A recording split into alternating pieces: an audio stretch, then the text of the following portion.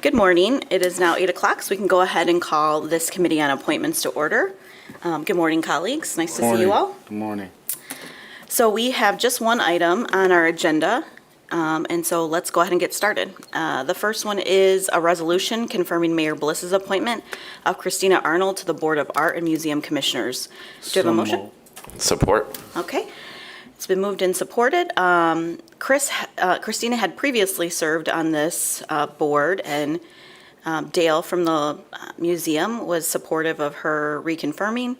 And this is not a residency appointment, just as a reminder. It can be, I think, across the county.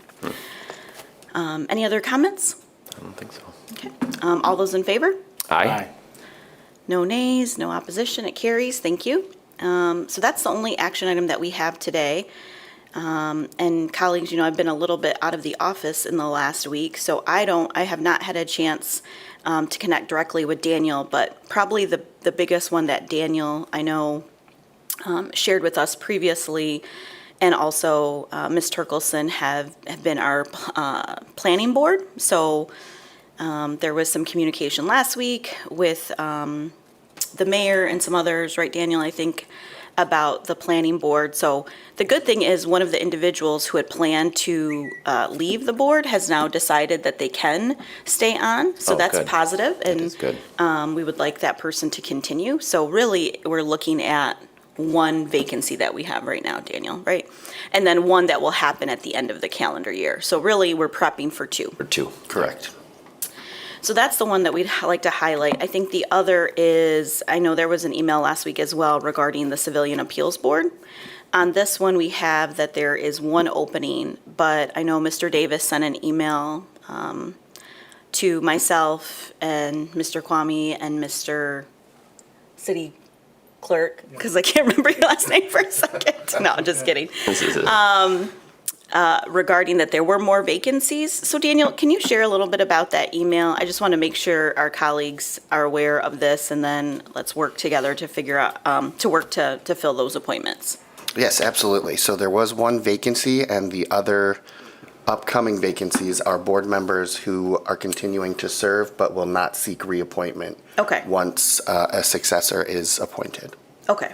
Thank you for confirming that. So right now, it is the one appointment, but there will be three that will not seek reappointment, and those are mayoral appointments. Let me check on that. Okay. I'm remembering. No, two of them, I'm going off memory, but two of them were mayoral appointments. Okay. And then it was all the commission appointments then. Some of them were commission appointments. Correct. 2 mayoral seats and both first ward seats. Okay. They're not, so Brianna is not wanting to re-up, is that correct? Okay. Correct. I will find somebody Yeah, 'cause by I the think end of the She year. left the library, so, Oh, she did, okay. yeah. So that will be three first ward seats. Yeah. And I do have somebody on the second ward, so if somebody on the second ward is, let me know who would like to serve. And then the mayor has her 2 seats as well. But obviously, we can work in tandem with the mayor as well for her appointments if we have anyone who is interested in serving. Okay. Thanks for confirming that, Daniel. I know this is hard to think, though. We're starting to think about end-of-year appointments. Right. Yeah. August. In those, so start preparing thoughts for those that are the annual appointments, such as like public safety and various other things that will be commission-related. I mean, obviously, the mayor is probably already working on her stuff. But just remember that, as you talk to your colleagues, for anything that's an annual comment. Yeah. Okay. Daniel, can you share a list? Because I think we kind of know those by brain, but not necessarily. I would like to share something via email to the entire commission of, here's a reminder of the annual appointments that you have that will come up and that we're working on. Obviously, there's some people who it might be the year for the 3-year appointment or. Right. Yep, absolutely. I can provide a list of those, all appointments ending this year or the Okay. beginning of next Yeah. year, I and don't- then whose yeah. appointments they are. Okay, for sure, public safety is a year appointment. And then, I'm not sure, the Housing Fund Board, that was a 3-year appointment. They were staggered, I believe, so Okay, there 'cause I know we would be talked about some that. coming up. Okay. Okay, I think that one, we'll certainly want to be on top of that one as well, just given the nature of that work. And then, of course, we talked about planning. I think we're okay on the BZA, but I think planning and BZA also kind of rise to that level, just given the legalistic nature of the work. So we don't want to hold any of those pieces up either. This one right here, Kent County Board of Public Works. So I had a conversation with Mr. Hurt about this. This is not technically our Right. appointment. It's a county commissioner, Yeah, is so my this, understanding. so we have input, the city commission and the mayor and the city commission have input on who they would, which commissioners we want appointed. Yeah. So there has to be like 2 or 3 that come, of the commissioners have to come from the city. Yeah. Or have representation in the city, I should say, because some of them only have a small portion. Right. Yeah. But, so this really isn't one that isn't, because it's still even up to the board chairperson to appoint the people to the committee. We just. Yeah. I don't think this one needs to really be Okay, on here. that's good. I mean, Because we Dan- keep seeing it, and Mr. Hurt's like, well, I keep seeing it on there, but I don't know what they mean. So we did some deep diving last week into the Kent County Board of Public Yeah. Works bylaws and. Okay, Well- it was in our spreadsheet, so I just wanted to be transparent about Yeah, that. and I but think- that is confusing language in there. And Daniel, I think, actually shared that earlier this year. Remember, the mayor had this, and she said, well, it's really not my appointment, but we kept it because I don't know if that vacancy has been filled. So there's the things that are truly ours. Then there's these other ones where we can have advice and consent, and we want to measure it because we want to make sure the Grand Rapids voice is on those bodies. So it's a different dynamic. I don't know what's the right way to follow up on this, if this is in the purview of just making sure we're connected to Mr. Hurt. Obviously, he's looking at it, but I don't know if they're coming to us and asking us, for advice and consent. But I think that's what the bylaws say. They reference advice and consent in the language. Yeah, and it's going to be super important in the coming, 2 years as they look at that sustainable business park, Whoops. for us to have input and consent, or whatever those 2 words that you said are. Yeah. Well, this is what, I think we could go back and talk to the mayor about this one. We can pull it off, and I know the mayor regularly connects with Chairperson Steck, and we can figure out how to make sure that Grand Rapids is represented on that body. Yeah. Okay. And then are the CIAs are staggered as well, I believe. They're 3-year staggered terms, no? I believe they're 4-year terms, and some of them do fall on the same day. Okay. Yeah, I would say, again, all of our boards are important. I'm thinking, some of them are advisory versus having a quasi judicial or other legislative piece. We've talked about Vital Streets. But yeah, I think we're sitting pretty good, but probably the biggest things for this board would be those year-end appointments. I think probably right now, I feel pretty good about where we're at in terms of our general appointments. There's always going to be, obviously, natural attrition. I'd have to go, do we have any resignations that are on this, for this meeting tonight, Daniel? I believe have not there rem- is one. Okay. Patrick's looking at it, too. Looking at it. There's 2. 2. Looks like there's Brendan Arnold resigning from the Civilian Appeals Board and Stacy Beeler from City Planning. Okay, so Stacy's the one that we know. Okay, Correct. Ms. I believe Wheeler. she moved out of the city, and then Mr. Arnold has accepted a position within the city, so there would be a conflict of interest, I believe. So right now, then, we have 2 openings on CAB after today, Correct. right? And so, what, do you know, Mr., I just forgot his name, but Brendan, but what ward was he in? Arnold, Brent, thank you. He was non-reported. Non-reported, okay. I can look up his address, but So maybe he might be a mayoral appointment. Because this one is a residency requirement. Okay. not a Grand Rapids native, so I would estimate a guess of a second ward. Okay. On 49505 area code. Or Yeah, zip we'll code.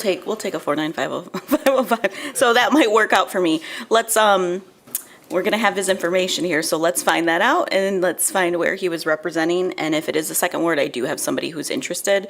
Great. I don't know if they have an active PIF, but I'll follow up. And then Miss Beeler, she has a new role, so, she is no longer going to serve on that planning commission, but that's the opening that we've been planning on, because she had informed us of this change. So I think we're actually sitting pretty good in terms of all these things. We also know that the clerk's office is getting ready for election season. But I feel confident we will move forward with all these year-end appointments and not have any disruption to these meetings and our liaisons. And I do think we also asked about that liaison communication coming up in the fall. So I don't know what that regular communication looks like with the liaisons, gentlemen. But I don't think it needs to be everybody to share. But I have heard from some bodies in particular, and we've experienced this in our Corridor Improvement Authority, attendance being a consideration. And so many of our boards have bylaws as it relates to attendance.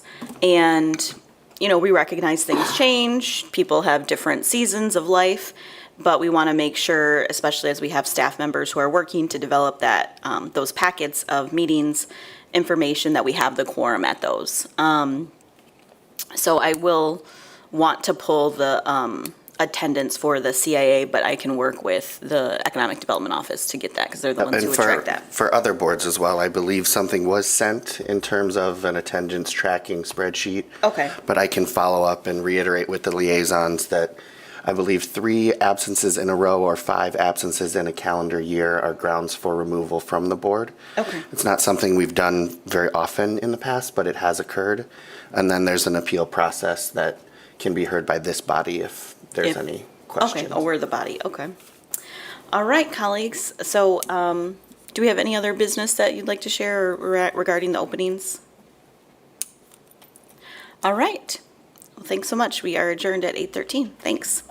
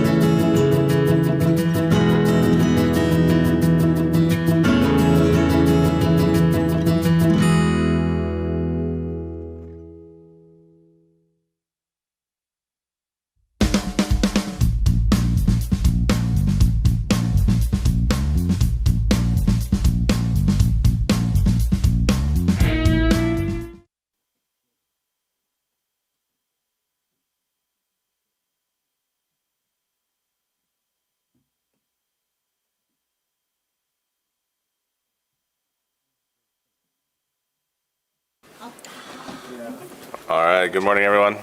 We'll call the fiscal committee to order here for August 23rd at 8:31 a.m. Our first item of business this morning is a resolution authorizing a budget substitution from the Infrastructure Investment Project to the Water Resource Recovery Facilities Improvement Project in a not-to-exceed amount of $102,869. So moved. Support. Moved and supported. Mr. Greener, good morning, sir. Good morning, Commissioners. What you have before you for approval is us transferring money over from our IIP accounts over to a project, and this is for security upgrades at the Water Resource Recovery Facility. That would be card readers on the doors, gates, that sort of thing. Get that all up to snuff. All right, colleagues, questions? Hearing none, those in favor? Aye. Aye. Opposed, same sign. Motion carries. Item 2 is a resolution authorizing a budget substitution for biodigestion with combined heat and power at the Water Resource Recovery Facility in the amount of $1,295,959. So moved. Support. Moved and supported. Good morning, still. So what you have before you for approval is $1.2 million to go ahead and upgrade the pumping capacities we have at the biodigester, and what that'll do is allow us to push harder to get we've been having some grease issues, and that'll help us overcome that and other assorted improvements. Questions? All right, hearing none, those in favor? Aye. Opposed, same sign. Motion carries. Item 3 is a resolution authorizing a contract with HESCO for specialized maintenance and testing of renewable natural gas cleaning system at the Water Resource Recovery Facility for an amount not to exceed $152,750. So moved. Support. Moved and supported. So what this is a contract for us to have specialized equipment tested, calibrated, and taken care of from HESCO. And this is stuff that we cannot do in-house. We just don't have the technical expertise. All right, questions? Well, how often do you test? Oh, goodness. It's continual, so it's a lot of online metering, and then it's also going in and calibrating those meters. So it's tested continually. And that's to make sure that everything's all set and square for when we go ahead and sell gas, that we can show EPA, we can show that a gas company that, yes, that is what it is. Thank you. All right, those in favor? Aye. Opposed, same sign. Motion carries. Item 4 is a resolution authorizing a budget substitution for final effluent water supply line improvement at the Water Resource Recovery Facility of $768,445. So moved. Support. So what this one is we use our final effluent as makeup water, cleaning water. If we have to hose down a piece of equipment, instead of using tap water, which costs money, I have fairly clean water that we make every day out at the Water Resource Recovery Facility. And what this is getting more lines going around the back of the plant so we can get more pressure, more flow out there so we can do more things to recycle this. All right, questions? Hearing none, those in favor? Aye. Opposed, same sign. Motion carries. Thank you, sir. Item 5, resolution approving a new 3-year contract award for Employee Assistance Program services through Uliance Incorporated with the administration cost not to exceed $126,144. So moved. Support. Moved and supported. Good morning. Ms. Foster, good morning. So we're actually had our contracts come up for our employee assistance program, and we've actually selected a different vendor than we currently use. And the cost for this contract will not exceed the $126,144. So this is just for mental health services. Very good. Colleagues, questions? All right. I have one question, Go ahead. sorry. Thank you, Commissioner. Thanks, Ms. Foster. You said this was a new vendor from what we've used before. Do you know what the utilization rate has been in terms of this employee assistance program? And is this standalone, or is this something that our benefits providers is it connected to those health and dental benefits that we have? So it always is connected to the health benefit, because once you use your services for mental health, it actually rolls over to your health insurance and actually costs your health insurance plan more money. And the bigger difference with this vendor is when you go for one situation, it's actually unlimited. And so you don't just have 5 visits and then you're out, and whether it was solved or not, then it goes over to the health insurance. So yeah, it is tied to the health insurance. Thank you. All right, very good. Those in favor? Aye. Aye. Opposed, same sign. Motion carries. Thank you. Item 6, a resolution authorizing a budget substitution for various tank improvements and painting in the amount of $23,100. So moved. Support. Moved and supported. Mr. Bergman, good morning, sir. Good morning, Commissioners. So this item relates to a contract that was awarded in January of this year on some of our elevated water storage tanks, some various improvements, repairs, recoatings, touch-up painting that is in the process of happening. In the process of performing the work, cell carriers are required to remove their equipment from our towers, but a few of them have gone out of business. And so this amount of $23,100 covers the cost to remove the equipment that has been abandoned in place and allow those coatings to happen appropriately. Very good. Colleagues, questions? No one's missing those Nextel towers? Nextel and Metro PCS. Yes. All right, those in favor? Aye. Opposed, same sign. Motion carries. Item 7 is a resolution authorizing a budget substitution for Ottawa Avenue from Newberry to Mason reconstruction in the amount of $493,195. So moved. Support. Moved and supported. So this is a project involving federal funds that has been bid through MDOT. Will include new curb and gutter, bulb outs at intersections, ADA ramps, sewer separation, and other storm sewer improvements, water main, and street trees.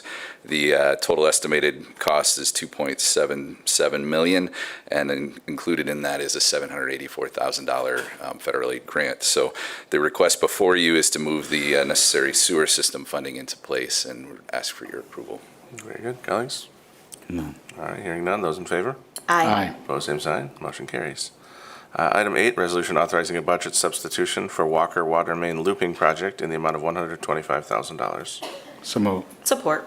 Moved and supported.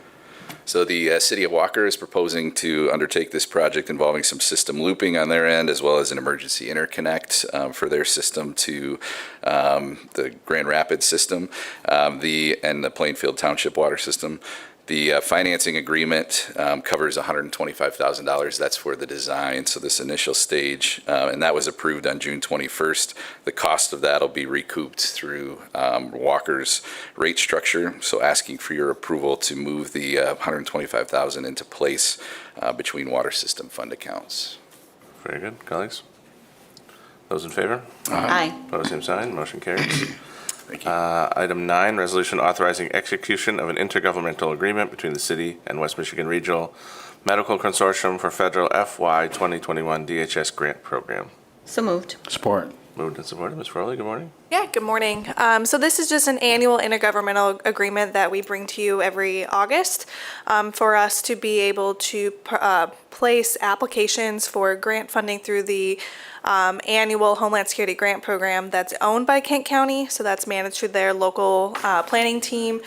This gives us an opportunity to put in some grant applications we've used many times here before to buy supplies for our Emergency Operations Center, get supplies to our hazmat team and other areas. So this is just an annual intergovernmental agreement to keep doing that. All right. Questions? None. All right, hearing none. Those in favor? Aye. Opposed, same sign. Motion carries. Item 10, resolution authorizing acceptance of a grant award in the amount not to exceed $600,000 from the United States Department of Justice for the FY 2022 Burn Discretionary Grants Program to support the operation of the Cure Violence Grand Rapids. So moved. Support. Moved and supported. Mr. Davis, good morning, sir. Good morning, and again, the title explains what it is. This is an opportunity for us to receive $600,000 in additional funding to support and/or expand our Cure Violence program here in Grand Rapids. This funding is a reimbursement grant, so it'll be based off of spending. That's why we have an up to amount. Very good, colleagues. All right, hearing none. Those in favor? Aye. Opposed, same sign. Motion carries. Thank you. Thank you, sir. Item 11, ordinance amending Section 1 of the Budget Ordinance 2022-13 for fiscal year 2023, Amendment Number 2. So moved. Support. Moved and supported. Ms. Claren, good morning. Good morning, Commissioners. This morning we have a few. The first one is our annual budget reappropriation, or we also call it the carry forwards. the attachment to this item shows you specifically by department what they're asking to carry forward, but it's mainly driven by supply chain issues or a contract was put into place and then the company didn't have the staffing to get it to happen by June 30th. So we're just rolling over that already set budget to the next fiscal year. Number 2 is our fiscal year 23 chip lead hazard control grant. Thank you guys for that one. This is going to be $700,000 in lead hazard control reduction fund with no effect on fund balance. We, I believe, discussed this contract at our last meeting, August 9th. Number 3 is the Michigan Indigent Defense Fund. This is just over $1.9 million in revenue and appropriations into that fund with no effect on fund balance. Number 4, Mental Health Co-Response Program. Again, I believe we talked about this last meeting. That's approving the budget amendment for $1.2 million to our other grants fund. Number 5, from Mobile GR, we have the ARPA-funded stair railing replacements. We discussed this project last fiscal year, but we need a little bit more money dedicated towards that project. So that's going to be $240,000 into the Parking Capital Projects Fund. And then we have the elevator projects. That's for Mobile GR. That's going to be just over $500,000 in revenue and appropriations. Again, this is just went out for bidding and needed a little bit more money into that project to complete. And then number 7, again with Mobile GR, this is related to Vital Streets project, the Signal Optimization Program, $240,000 in the Vital Streets Capital Fund with no effect on fund balance. Our contingent balance remains unchanged. Very good. Thank you. Colleagues, any questions for Ms. Claren? All right, hearing none. Those in favor? Aye. Opposed, same sign. Motion carries. Item 12 is our bid list resolution for August 23rd, 2022. So moved. Support. Moved and supported. Ms. Claren, anything in here in particular you'd like to point out on the bid list today? No, I don't have anything specific unless you have questions. Colleagues, questions? All right, hearing none. Those in favor? Aye. Opposed, same sign. Motion carries. Item 13 is our warrant report, 7/27/2022 through 8/9/2022. Small claims second quarter and funds report through June 2022. Mr. Comptroller, good morning. Good morning, Commissioners.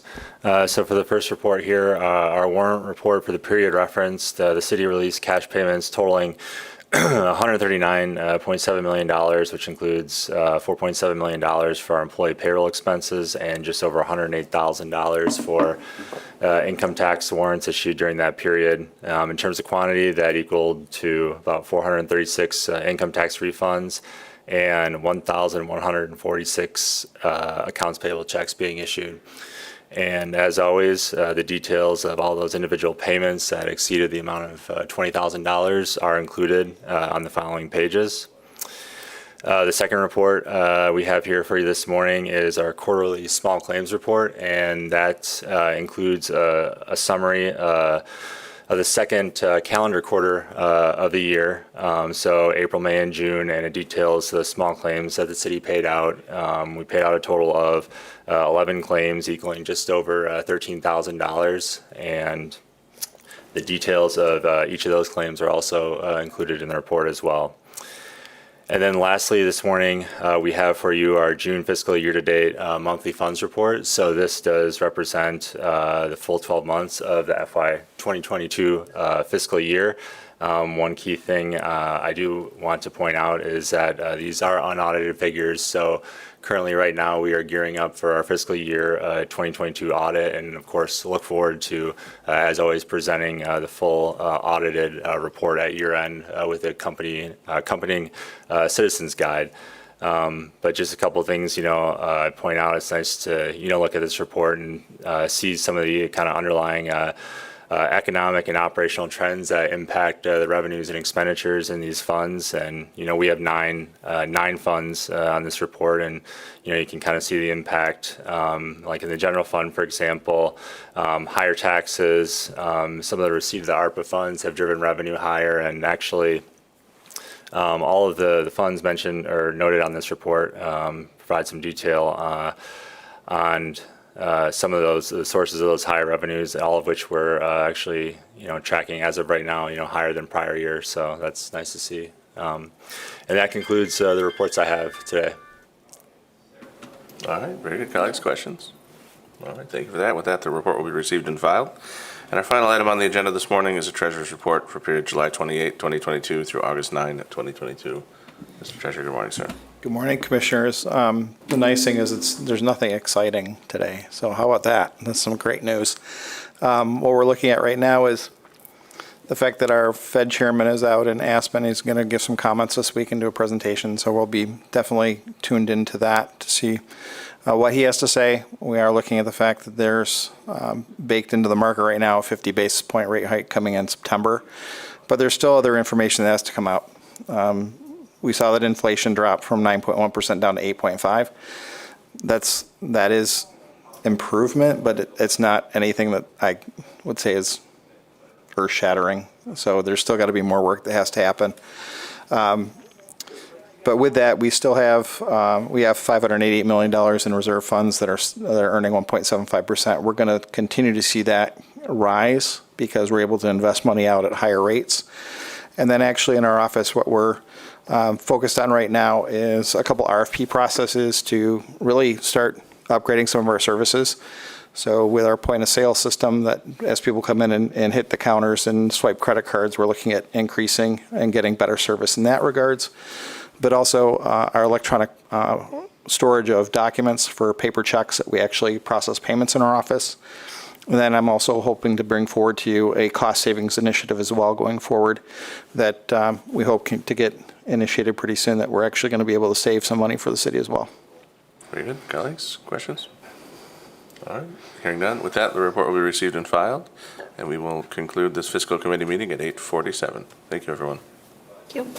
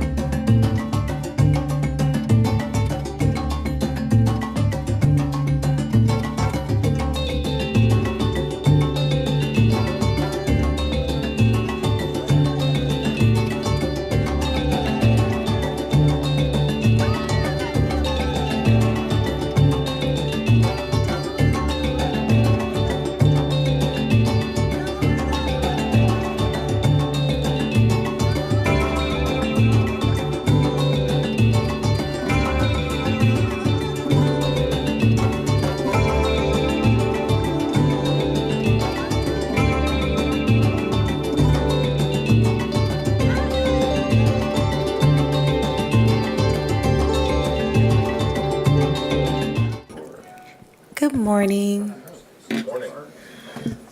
How are you all doing? Good. I'll call the meeting to order for the Community Development Committee on August 23rd, 2022 at 9:15 a.m. Our first resolution is approving an agreement between the City of Grand Rapids and the Michigan Department of Transportation.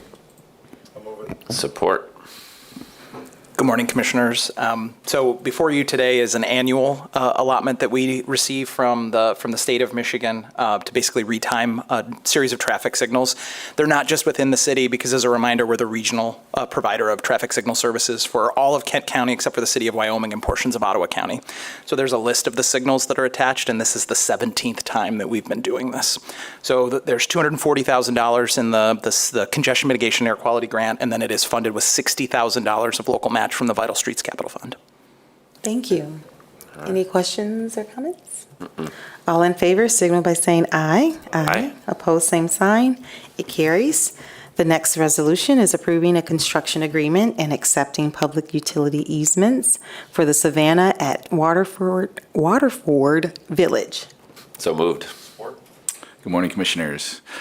So this agreement will facilitate construction of public sanitary sewer and water main for this private development. It's a multifamily apartment in Walker consisting of 250 units. That's located north of Lake Michigan Drive and east of Wilson Avenue. So requesting your approval of that construction agreement as well as the acceptance of the easements that will cover those public utilities. Any questions or comments? It's a All in great favor? Great housing on the Laker line, so this is what we want to see happen. Great. All in favor, signal by saying aye. Aye. Opposed, same sign. It carries. The next resolution is accepting a sidewalk and utility easement and authorizing a payment for $250 for sidewalk improvements in 44th Street from Eastern to Trade Drive. Support. Well, this will sound familiar because we came to you at your last meeting for the other easement. This is the second and final one needed for that sidewalk improvement along the north side of 44th Street, about a half a mile of new sidewalk that's been installed. And the easement was needed to get around 2 fire hydrants. And so the eastern property owner already dedicated theirs. This is the western half in front of Steelcase that's before you today. So I request your acceptance of the easement as well as the authorization of that payment amount of $250, which will come from the sidewalk fund. Great. Any other comments or questions? All in favor, signal by saying aye. Aye. Opposed, same sign. It carries. And our last resolution is approving a construction agreement in the amount of $17,500 for stream daylighting at Highlands. So moved. Somebody's happy. About this one. Great. All right, so this agreement is with the Land Conservancy of West Michigan, who's seeking to construct the stream daylighting improvements out here at this the former Highlands property that's located north of Leonard and west of Oakley on the city's northwest side. The agreement calls for the developer to deposit $17,500, which will cover the cost of city services associated with the project. So request your approval of this agreement. Okay, any questions or comments? I'm very excited about this. It's looking great, and there'll be a ribbon cutting of some sorts this fall. Ms. Ravetta's out there this fall, and I'm excited to see how it's going to really bring a lot of life back to that property. Great. All in favor, signal by saying aye. Aye. Opposed, same sign. It carries. This meeting is adjourned in 4 minutes. Thank you. Have a great afternoon.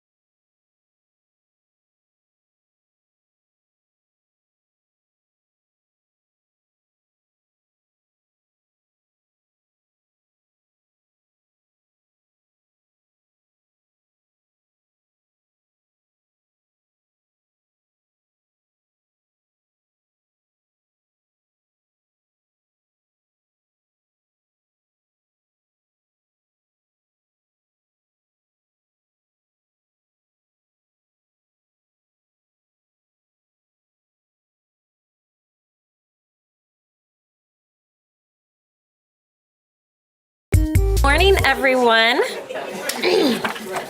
I am going to go ahead and call this meeting to order. Welcome to our Committee of the Whole meeting on this August 23rd, first day of school for a lot of little ones in our community. So hopefully they're getting to school safe and enjoying being back together in person.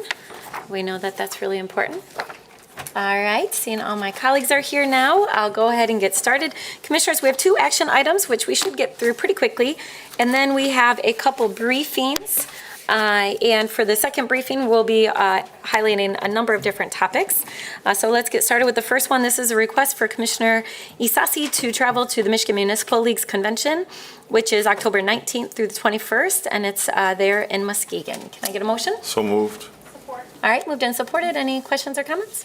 Just let her know to take 96 West. Take 96 and take copious notes All right. for the rest of us. I will actually be going for a couple meetings that day, so I'll see you there. And I believe City Manager is as well. He is a Board of Trustee. Many of us know he serves on the Board of Trustees for the Michigan Municipal League, so we're grateful that he represents us there. With that, I'll call the question. All those in favor say aye. Aye. Those opposed? It carries. All right, next that will take us to a resolution approving polling locations and fixing election inspector pay for the upcoming election on November 8th for our general election. Can I get a motion? So moved. Support. All right, moved and supported. And our city clerk is going to share with us some additional updates, and I'll let him do that before I call a question on this. Thank you, Mayor. You're welcome, city clerk. Just a little update on on the August election. You can see we had a 23.97% turnout. It's kind of been a downtreading there a little bit from August 2018, August 20. So in August 2018, you had a very competitive primary on both sides of the ticket. In 2018, in 2020, the top of the ticket was a U.S. Senate race, but once again, they were not contested in the primaries. And we know in primary elections, when the top of the ticket has competition, that usually brings out a higher turnout. So that's where the turnout was. Some election by the numbers: 35,297 voters voted. 18,677 voted in the precinct, which was 53%, and 16,620 voted by absentee ballot, which was surprising to me. I thought it was going to be a heavier absentee turnout than in the precincts.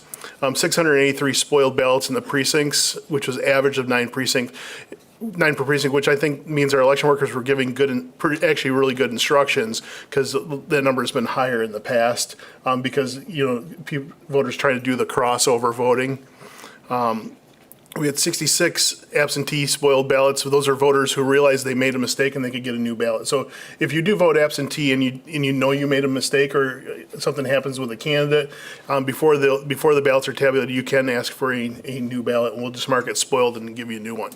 And then 1,889 ballots that did not have a valid vote for governor. So ballots that didn't have a vote for either the Republican side or the Democratic side, they maybe chose not to vote in the primary. They don't adhere to either party, and they just voted on the countywide proposals.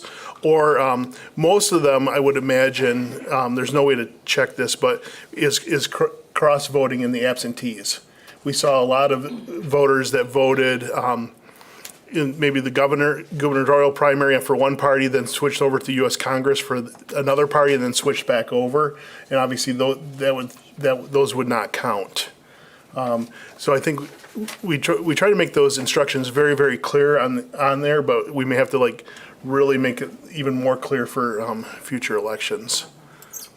Absentee ballots, 86% of the ballots issued were received by the clerk's office, and then 263 voters filled out an affidavit of lost ballot, or they never received it or didn't have it with them. 95 voters surrendered their ballot and voted in the precinct. 4,908 ballots returned to a drop box. So 29.5% or so of the ballots that were returned came through a drop box, which I think is a good number, because since we pay for postage, that's $1.50 savings for each one that goes into a drop box. And that doesn't count, I don't know the number of that were dropped off the counter, so we'll keep track of that number as well. So the drop boxes were successful once again. Just some thanks obviously to the staff in the clerk's office who do good work as we have some staff transitions. As you saw, the GR Connected, nice little story about Janessa Smith, our new deputy clerk, who did a fantastic job for onboarding on June 27th and going right into a primary election. She did great. Thanks to the mayor and the city commission for obviously supporting the work that we do. And then election workers, city staff, thank you, city manager, for allowing staff to participate in election day of service, to participate in the election process as well. And then our those that went at 8:00 p.m. to empty drop boxes too, because we want to make sure that we give everybody the last minute opportunities to use every ability that they have to participate in the process. And of course, we can't do it just our department, various departments and the polling locations. And then lastly, but not least, Grand Rapids Public Library and Cook Library Center for hosting the drop boxes. And I think that's worked out really well. Great. And then with the memo that I gave to you, I'm requesting increases in pay for each of the positions as well. They haven't been upped in a little while, and so this will make it. I've heard some comments from election workers as there's more pressure on them and various other things. So just asking for slight increases. It'll be about, I think we figured out about $10,000 above and beyond what we normally do. So. Yeah, well deserved, given the importance of their work. And then, City Clerk, can you also, I know you and I talked about this, some of us heard questions about what took so long, Sure. having the results come in. I think not everyone fully appreciates the process when it comes to Right. tabulating the absentee votes, and how it takes time to not only tabulate them, but then to take them over to the county Yeah, clerk. so the part of that process is, once again, so I said we empty the drop boxes at 8:00 p.m. So that means we have people that are out in at the drop boxes ready to empty them. We have most of them come through the drop box out here at 300 Ottawa, but we had 98 to 100 ballots in some of the drop boxes. So those have to come back to City Hall. They have to be signatures checked, make sure they have signatures, check the signatures, make sure that they match, and then received in, sorted, and then reports have to be printed and then brought to the AV Counting Board, where they have to start doing their work on those late ballots that are coming in, opening them and making sure that the ballots are in there and doing all the work they have to do, and then they have to be tabulated. So whether we have 100 ballots or 2 ballots, it takes time to do all that, and then there's a bunch of paper. There's a lot of paperwork that has to do at the end, so that's why it takes us quite a bit. And then we take all the apps, because we don't close precincts by precincts because they're done, because there may be something out there. We want to make sure that we have everything done before we send that file over to the county. And for those. We had one tabulator we had one high-speed tabulator that was giving us issues during the day and trying to figure out exactly, there were some settings in there, so I've talked to the vendor, so we're going through on October 2, going through all the high-speed tabulators to make sure we have all those settings proper, that we don't have that situation happen again. Yeah, and just for knowledge and Yes. education, people for the November election, it's very likely we're not going to have our results in. No, correct. Until the middle of the night or the next morning. That's very correct. So that is very good expectations. One thing that has changed, that changed this year as well. So we didn't see precinct results coming in as fast as we normally see in the past either, because Kent County no longer does modems on our tabulators. It's 3G. It was 3G technology, and to upgrade it is kind of cost prohibitive, and then paying for cell service for something you use for about 5 minutes twice every other year. So we're working with the county on how we, so we're waiting for the precincts to close and them to bring their the tabulator cards back to City Hall, or back to Election Central. And then the county was going to have a way to upload them, but we just brought all of our cards at one time. So our precinct results I actually had over to the county before a lot of the smaller townships did, but then we do the AV ones. So yes, you'll see probably, hopefully by 10 o'clock in November, have all the precinct results that are in there. And then, yeah, it could be middle of the night, early morning for absentees. But we've added more equipment too. So in the November of 2020, we had 6 tabulators, and now we have 8 tabulators for this year. And I'm not, based on what I thought we were gonna have for absentees in August, I don't think we're gonna have 60,000 absentees for November, but I'm thinking we're gonna be somewhere in the mid 40s. Yeah. So we have more equipment and more staffing. Good. I just want to make sure, I know Yes. there's No, some the- confusion and people don't realize, as the results come in, the precinct numbers come in first, but the absentee ballots are still being counted and they are input later on. And so some people, they don't realize that there's still more Right. ballots to be input because those are 2 separate processes, and that can be confusing to folks sometimes. So just want to make sure that as we go into November, And we will make sure that as we go through this, talking with our friends in the media, and as we do social media communications, we'll make sure that we keep pushing that message as Good. well. I just don't want people to draw erroneous assumptions. That's correct. So, Yeah, Mayor, I think that's a good point, and I'm glad, City Clerk, that you've mentioned the media, because I think that's where some of the assumptions were published, and then, results were changed. But I think it would be great to hear, Joel, you explain a little bit about why absentee ballots can't be counted during the day while people are voting at the precincts, because that's a question that frequently Well, comes up. they are being counted. They start their work but they can't start before 7 a.m. So when the workers are getting sworn in at the precinct, we're swearing in the absentee workers, and they can start opening, but we can't do anything until 7 o'clock a.m. on Election Day. For November 2020, the legislature gave us 10 hours the day before to open envelopes, which was helpful, but then we had to recount them in the morning, so it really didn't save us much time. So we've been begging the legislature to let us start processing. Like Florida does it starting a week early. Let's not use Florida. Well, I'm just saying a red state can count early weekend too. Have so many election we'll just say challenges. clerks throughout the state of Michigan Yes, have been advocating for the ability. Give us more time, or give us more money. I mean, we can keep adding more and more stuff as well, but at some point, and we don't see any legislation going anywhere on elections with a split legislature. So back to explaining the absentee ballots, and so at the beginning of the day is when they start opening, and I think it's part of the process that the public isn't so much aware of, that I think is important to hear. Yes, okay, so let me go back. So we start opening envelopes at 7 a.m. on Election Day, and then they go through and go precinct by precinct and make sure that the ballot that's in the envelope matches. We've already checked signatures at the clerk's office, so they don't have to worry about signature checking on Election Day.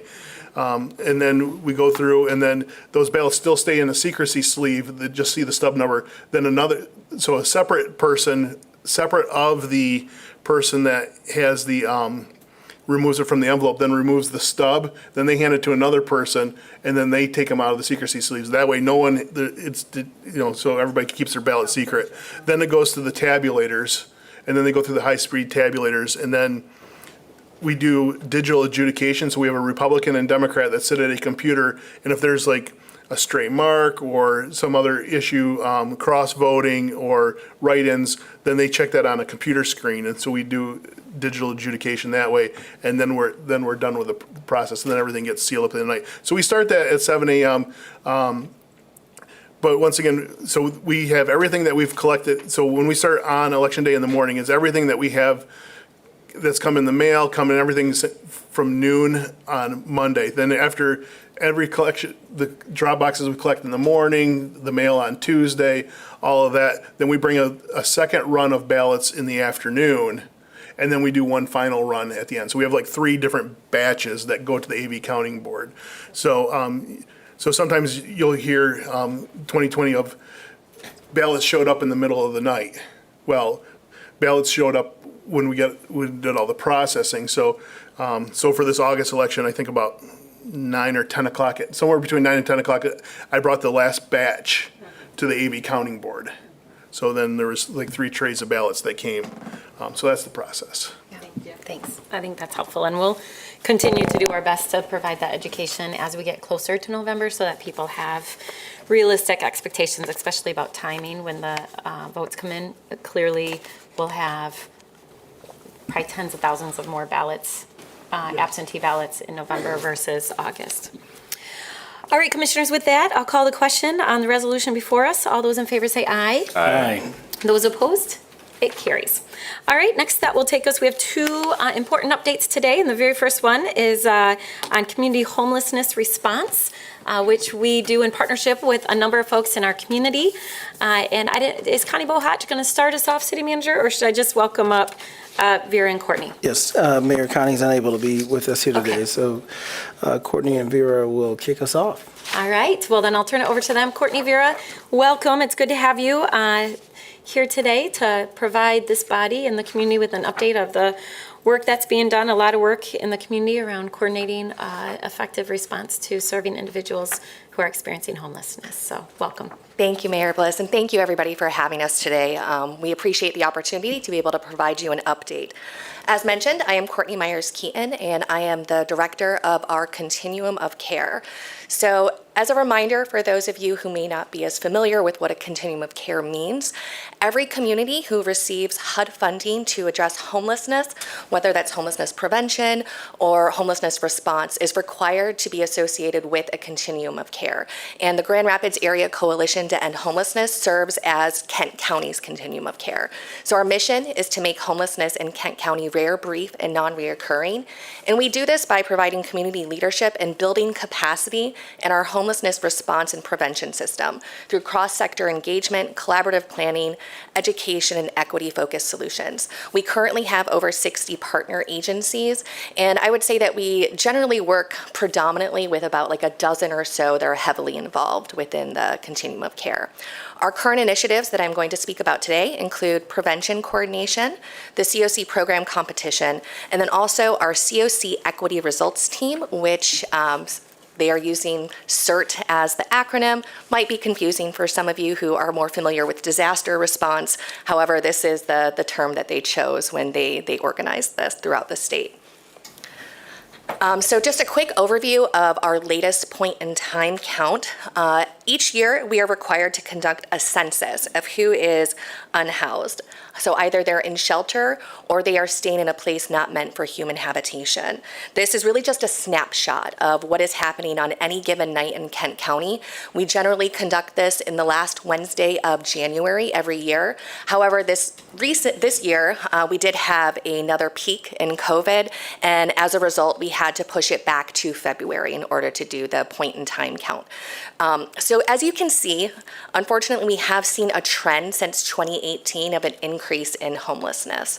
And you can see that that number has been steadily rising since 2018. 2021 and 2020, 2021 specifically, we sometimes refer to that year as, we didn't really have a good count, to be honest, that year, because we didn't had what we call an observation count of our unsheltered population because of COVID. So our unsheltered population that we saw in 2020 was 69, which was actually lower than what we had anticipated for that year based off of what we had been seeing in the community, especially around the downtown area of Grand Rapids. But in 2022, we saw that decrease by 17% to 51. And this was a traditional unsheltered count where we actually conducted one-on-one interviews. So that is positive because we don't want people staying on the street. And while we are seeing an increase in our point-in-time count, this same correlation of increase is not seen in our annual count numbers. So while we have seen an increase in our annual count, it is not a 44% increase since 2018. And I will say that we are trying to work with our numbers right now for our annual count because they changed our reporting and essentially the universe that we're collecting the data from in our homeless management information system. So we don't have that available yet for comparison of 2022 to 2021 yet, but that will be forthcoming. All right, this is showing you the services that were provided in our what we call our fiscal year for HUD. This is provided through our homeless management information system. 3,387 households were served. Of that, 2,963 households were sheltered. So they were either in emergency shelter or safe haven. And the average numbers of days experiencing homelessness when in emergency shelter is 53 days for a household. And then 506 households exited to permanent housing. Now that is not all of the households that exited. In fact, in emergency shelter, about 21% only exit to permanent housing. The remaining 79% might return to homelessness. They might go to temporary location. We may not know where they go. That is often the case. It's an unknown destination. Or they may have moved out of the region. That's another example of what happens. However, with rapid rehousing, we were able to house 506 households with an average of 46 days of experiencing homelessness prior to move-in and an average of 185 days housed with that rapid rehousing voucher. And in case you're not familiar with it, rapid rehousing is financial assistance that is provided for a short-term period of time. So on average in Kent County, we are providing assistance in rapid rehousing dollars for about 6 months. And then of those households, we've had 197 households exited to permanent housing. And that actually represents 89% of the total exits of rapid rehousing that year. So that just speaks to the success of rapid rehousing, that 89% of those who are served end up exiting to a permanent destination, which is the goal of our homelessness response system. We want people exiting to positive and permanent destinations. And then in our permanent supportive housing, we had 145 households housed. And so this is an average of pre-move-in, it's 145 days experiencing homelessness pre-move-in. That's a lot, right? And I will say the reason why that is a lot is because generally for our permanent supportive housing, you do have to be experiencing chronic homelessness. So we expect it to be higher in order for them to have to get into those services. And then 41 of the households exited to permanent housing that were in permanent supportive housing. And that it represents about 48% total of those who exited from permanent supportive housing. With permanent supportive housing, though, sometimes they might go to a different institution. For example, they might go to a nursing home or some sort of a care facility. And so that doesn't represent all the time a permanent housing destination. Or what has happened in some of ours is that they pass away. And if they pass away, again, that doesn't get documented as exiting to a permanent destination. And then with transitional housing, which transitional housing is a form of housing that is used to help people transition into permanent housing. So it's a little bit longer than rapid rehousing. And in fact, on average, there's 133 days spent in transitional housing. And then 23 of the households exited to permanent housing. A lot of the households that use transitional housing in our community are a lot of times the DV survivors, so provided through like the YWCA. All right, so on to some of the initiatives. As you can imagine, based off the data that I've shown you, one of the most important things we can do in our community is to prevent homelessness so that we are not responding after the fact. And what we have started doing as a community, pulling together some key partners to talk about how can we coordinate some of the prevention efforts that we have in our community. So we really want to apply the learnings from the COVID Emergency Rental Assistance Program, SARA, that was provided by the federal government to increase partnership and collaboration around homelessness prevention efforts. As you may recall, there was a large amount of money distributed through that program, approximately $50 million in Kent County, distributed since April of 2021. And on the slide, I apologize, it says much further in the future. That is not correct. And what we're really trying to do is determine what is a potential platform we can use for streamlining our prevention resource access? So we have discussed using the Community Housing Connect platform as an opportunity for us to do that. Identify a lead agency to continue ongoing coordination efforts. So, as Housing Kent is becoming established, there have been conversations ongoing with them about, what is their role in this too, and what can we do to keep this momentum moving forward. And as part of that, a big topic of discussion has been how do we develop strategies to increase landlord engagement, especially? As you all know, rents have been increasing significantly over the past few years. The vacancy rates are really low, and it's really challenging at times. So the more that we can engage with landlords in the private market, we think that the better success we will have in preventing homelessness overall. And then our key partners, as mentioned earlier, Housing Kent, the Salvation Army, the 61st District Court with their eviction prevention program, Heart of West Michigan United Way, and Kent County Community Action, along with community builders.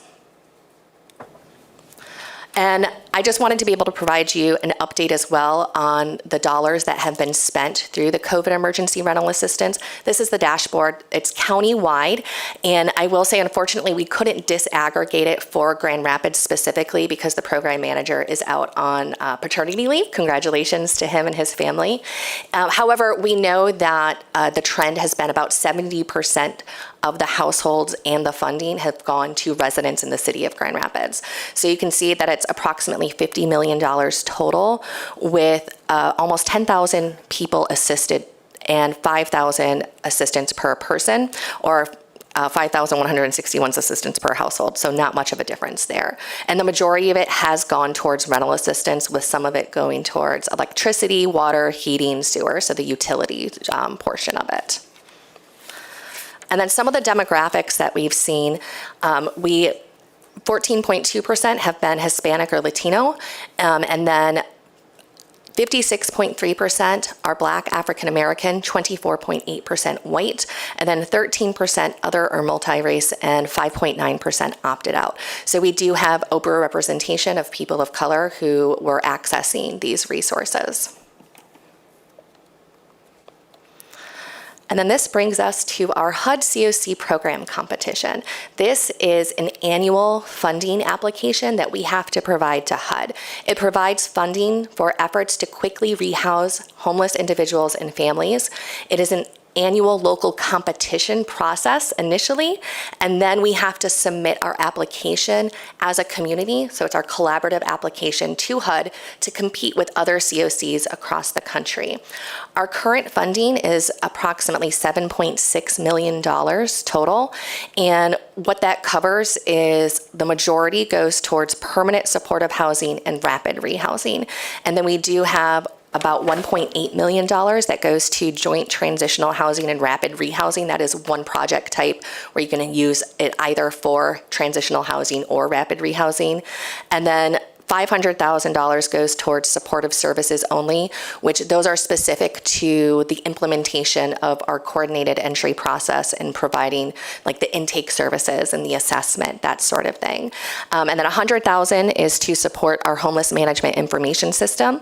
And then $220,000 goes towards what we call our HUD planning grant. So the planning efforts around how do we end homelessness in our community, make it rare, brief, and non-reoccurring. And then you can see there's $400,000 there that's transitional housing. That is actually specifically transitional housing for DV survivors, and that is the YWCA's allocation. So we are in the process of doing that now. Our collaborative application is due to HUD September 30th, and the annual local applications are currently underway and will be submitted by the end of this month. Our funding review committee will then review all the applications, look at them. The renewal applications will be scored accordingly, and then we will prioritize and rank these applications prior to submission. So I did provide an example of what that looks like. I'm not going to walk through all of this, but you can see that these are all of the projects that applied in 2021.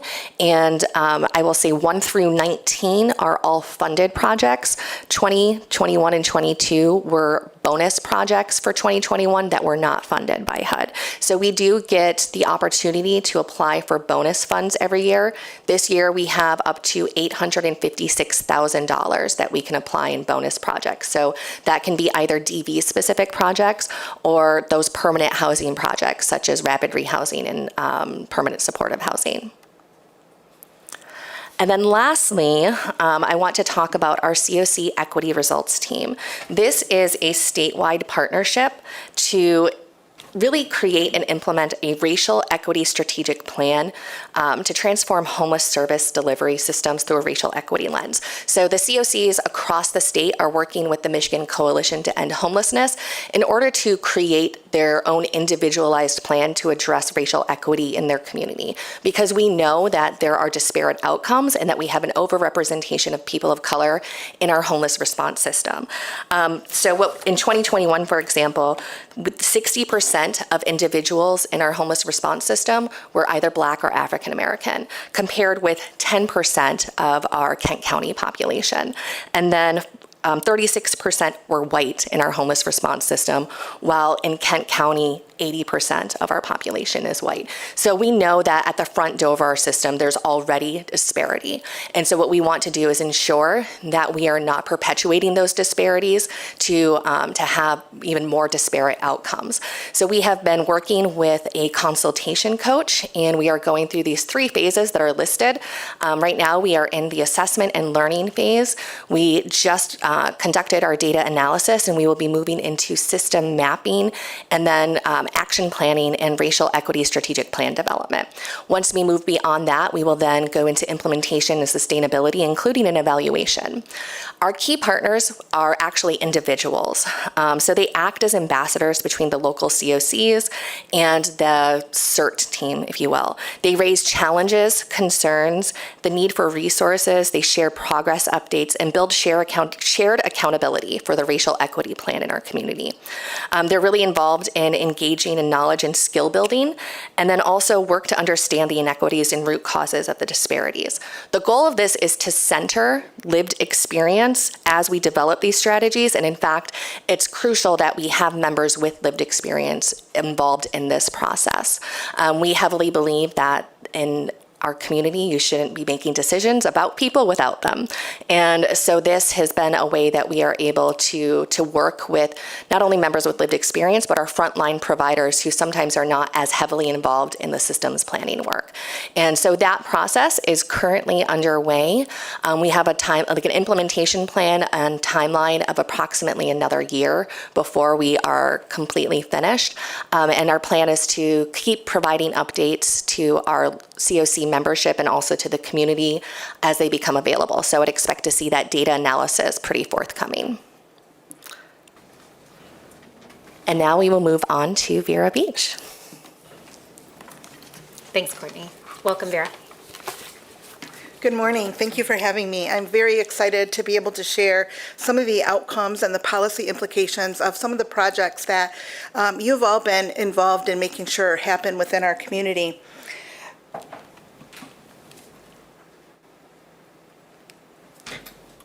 It's not moving. Thanks. The Geographically Targeted Outreach Project was a bold and empathetic and community-driven response to addressing street homelessness. It really required the collaboration and dedication of many of our community partners and you as leaders. The project had amazing impact and very specific areas that impact the ability of our community to address street homelessness. The data and outcomes from this project stand as a ready example of an effective solution for addressing unsheltered homelessness in our community, and I'd like to highlight several of those policy implications. We demonstrated that when our community combines street outreach with credible housing and strength-based case management, we shortened the length of time that persons in our community spend living on the street. We also recognized that we were able to build the human capacity of the persons that we served. One of the things that's really significant about this project is that you are serving persons who are reluctant to engage with the system, who often are very reluctant or never use emergency shelter services. So targeting resources and providing tools for addressing those populations and the prevalence and growing prevalence of street encampments is very important. 95% of the persons that were served in this program exited places unfit for human habitation to permanent housing. 51 of the households from Monroe Center and the Butterworth encampment geographic targeted areas were willing to engage with outreach services. This represents those individuals who I mentioned are often unwilling to engage with emergency shelter services, yet they engaged with the street outreach providers and were willing to talk about housing. 63% engaged in housing search and placement options after the initial engagement. This is a really important number because a relatively low number of people, less than 36% or about 19 people, chose to disengage after that first initial contact. So there is definitely a commitment from those folks on the street to talk about housing. Street outreach is relatively inexpensive, as well as housing when you compare it to the emergency shelter cost and the economic and personal impacts that people experience when living on the street. This project also allows for greater flexibility when you're able to geographically target resources, and it's effective in engaging persons who are resistant to shelter stays. Engaging with residents in the field and linking them directly to low barrier temporary accommodations while connecting them to housing worked in our community. Kendra's story really exemplifies the impact when we engage with persons on the street and help them reintegrate into our community. She had lost hope. She said that she thought she would never be able to leave the tent that she was living in. She said that she's filled her days walking the streets, worrying about where she would shower. She was often freezing cold, she said, and she never knew for sure where she was going to sleep or if she was going to be safe. Her life was filled with fear, anxiety, and panic. Contrast that with where she is today. Kendra now shares that she is so excited for work she is doing with her father to renovate a home that will soon become her forever home. She is thrilled with the fact that she has family connections restored and no longer feels that panic that she felt every single day when living on the street. She's excited about her future, and she loves the fact that she has that sense of respect from partners in the community and family members that she had once lost. I'm going to transition now to the Grace Network, which is a really essential component of the way that we are able to provide comprehensive services to folks as they move into housing. The Grace Network was started in 2019 with 10 organizations, and today 31 organizations have now joined the network and are engaging in this collaborative network that resolves social determinants of health in our community.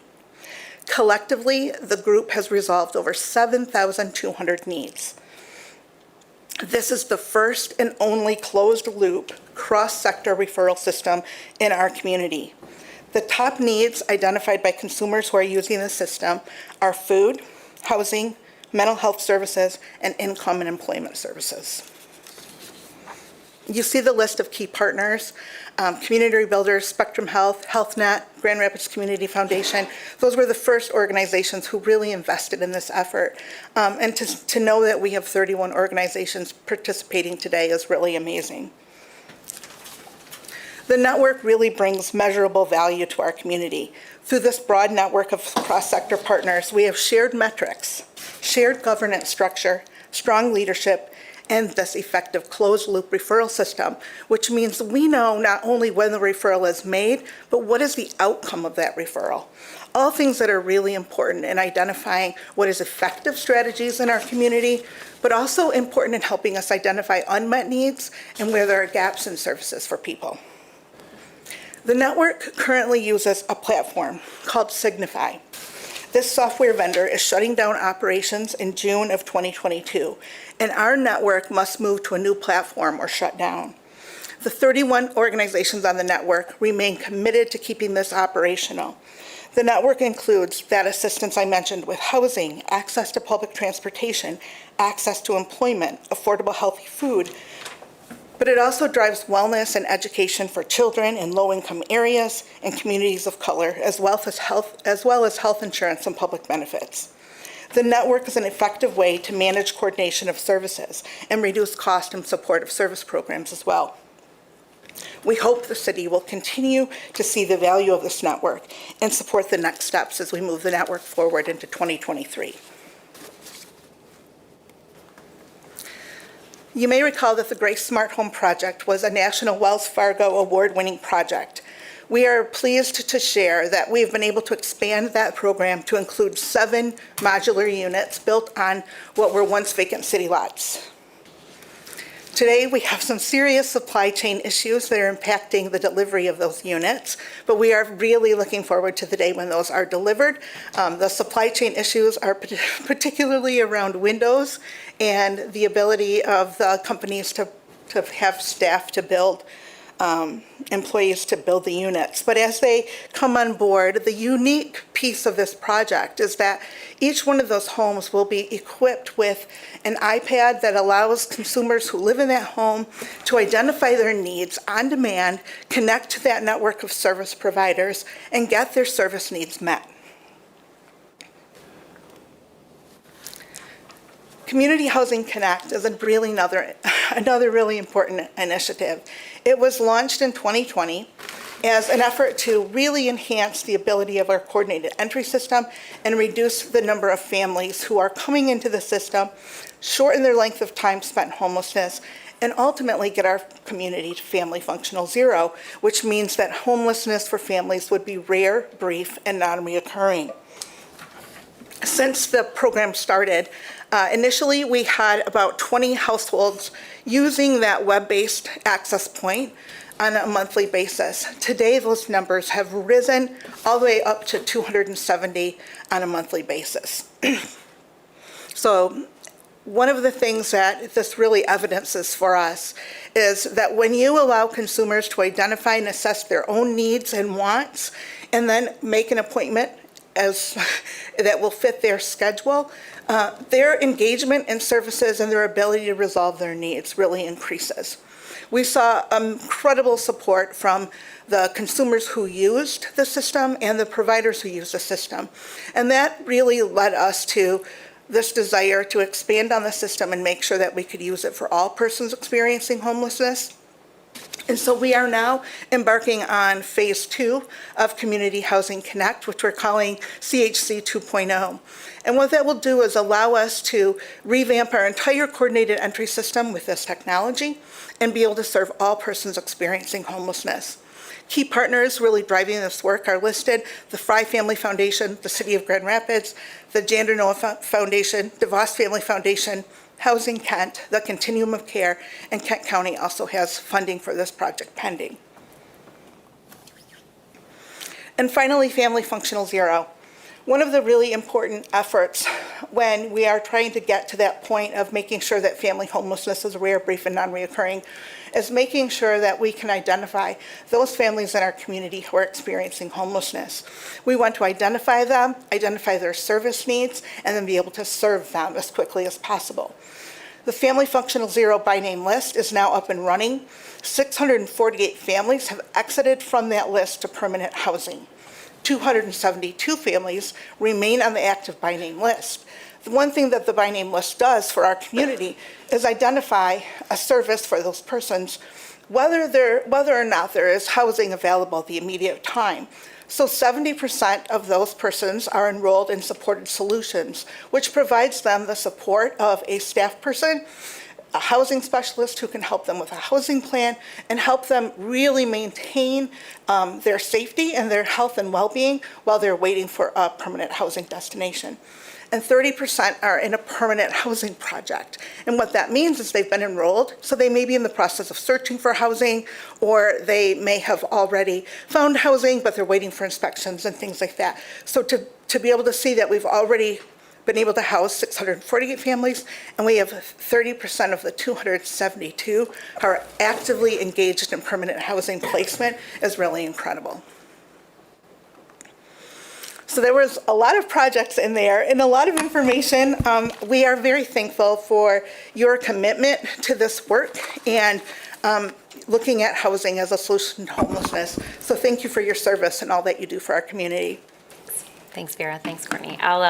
Looks like my city manager wants to make a comment or ask a question, and then I'll open it up for questions. No questions, Mayor. I just wanted to thank our partners for the update. I asked them to provide the City Commission an overview of all the good work. I know we certainly have our challenges, but as you mentioned earlier, it takes a network. I just wanted to recognize also in the room our homeless outreach team with our partners from both public safety as well as Network 180 also here today, and of course, Mr. Kilpatrick here from Housing Next. So we thank them for their work, but as you can see, there's a lot of, we had our pandemic challenges, but I'm very encouraged by the outcomes that have been shared today in terms of the number of people that was able to receive permanent housing, as well as the number of families that have been supported since 2020. So thank you for your work. Yeah, thank you, City Manager. I'll add my thanks to our partners and to Courtney and Vera for being with us today, as well as our homeless outreach team and Ryan for all of his great insight and wisdom and help, not just on issues related to homelessness, but also affordable housing. I have a question, and then I'll turn to my colleagues to see if they have any questions. I really appreciate all the information. I guess I have a couple questions, and I don't know if Courtney or Vera is the best person to answer them. So with Signify shutting down in June, and that impacting Grace, is there an opportunity to merge that and have the important services provided through Signify and the data imported or coordinated and be a part of CHC 2.0? So I'll try not to use acronyms, the Community Housing Connect 2.0. So that's my one question. And then the other one, coordinated entry, the intent is to integrate that also into CHC 2.0. And do we think that will be a pretty seamless transition? I'm curious about that. Do we have a plan for that? And I'll just say, I know my colleagues and I have talked about this a few times, and those of us who were involved in the Housing Stability Alliance, one of the key things that was brought up throughout that entire process was this need for shared metrics, reliable data, a better system and platform for everyone to be sharing their information across sectors. So I'm curious if this CHC 2.0 will get us there. Yeah, so that's a very good question, and thank you for asking it. I think we've had a lot of developments. We were very surprised to learn that Signify was going out of the business, and they initially gave us a deadline of December of this year. We've been able to extend that to June, which is very helpful, because as we are building and developing the platform for Community Housing Connect 2.0, or the coordinated entry system, we recognize that we have the ability to use our development team to really bring in the data that we have in the Signify network. So currently, our hope is that we can build within the network a system that will sort of mirror the Signify platform, that will extend out the development time for Community Housing Connect 2.0. So we need to talk to our partners within the community about that. We're also working to make sure that we can have an API, which means that we can share that data back to the HMIS system that we need to share from Community Housing Connect, or the coordinated entry system, with the homeless management information system, so that we have really ease of access to data.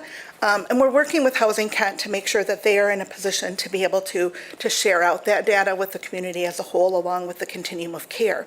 We think that we can, at this point, we believe that we can get that operational by the time that Signify shuts down in June. If not, we believe that we would have to contract with another software vendor and utilize their platform for approximately a year in place of that. That is really not the option we want to pursue. So we are looking at how do we bring additional developers onto our development team so that we can have that system up and running by June and don't have to contract with another vendor. So we will be looking for support within the community to make sure that we can get that development team bulked up to be able to develop the Signify platform tools within our own system locally. Great. I'm glad to hear that. Thanks. Commissioners, other questions or comments? Commissioner Sussy? Thank you. Thank you both for the presentation. I just had a couple of questions. One is around the racial demographics. I know we talked about that really early on with the COC, but Vera, could you share any of those racial demographics as it relates to the geographical outreach and the GRACE network? Yeah, I think one of the things to address with the geographically targeted area, so we targeted Monroe Center and Butterworth Park for a number of reasons. I called it a park, sorry about that, but the Butterworth area. And what we noticed was particularly in Monroe Center, there was a predominantly white population remaining on that street. So there were some real lessons learned there about when we target a geographic area, how do we make sure that we're targeting all populations and not just populations that are in a particular geographic area, specifically if they may be predominantly one race or ethnic group. So that is one consideration that we need to look to. The one thing that we have analyzed consistently is we use some national tools that are available through HUD and the National Alliance to End Homelessness that allows us to really track the outcomes across the system by race. And what we know is that currently in our system, we are doing a really good job of making sure that we have equitable outcomes. And those dashboards are visible on the Community Rebuilders website. So if you want to go and look at those, you can click on the impact and you can see those dashboards that show all of the programs that we have that are HUD funded and how the racial demographics play out. Okay. I'm just thinking, thank you for that. I'm just thinking as we share this information, obviously this housing need, homelessness has been a constant, I would say, every single commission meeting probably since 2020, at least I've been on, and certainly probably longer. And so I'm just kind of thinking about like, how do we make that information as easily possible to those who come to our commission meetings who might not have watched this earlier part. So thank you. So, and I'm not sure about this because I remember from my old job, my old day job, but just, we also hear a lot about those who are coming out of our criminal legal system that are returning citizens. I know that they're different because of the HUD fund. I think with HUD funding, there's different dynamics that play out. Can you speak to a little bit about that? Because I know you talked specifically about, I'll say, specific populations like those who've experienced domestic violence in their life. I didn't hear any comments about like immigrant refugee population. I think that's something that I think would be generally important to this commission, or certainly to me. So can you talk a little bit about some other specific populations? Yeah, so we do actually coordinate so that we can have discharge planning with any institution, right? That includes our criminal justice system. And the goal is always that people are discharging and not discharging into homelessness.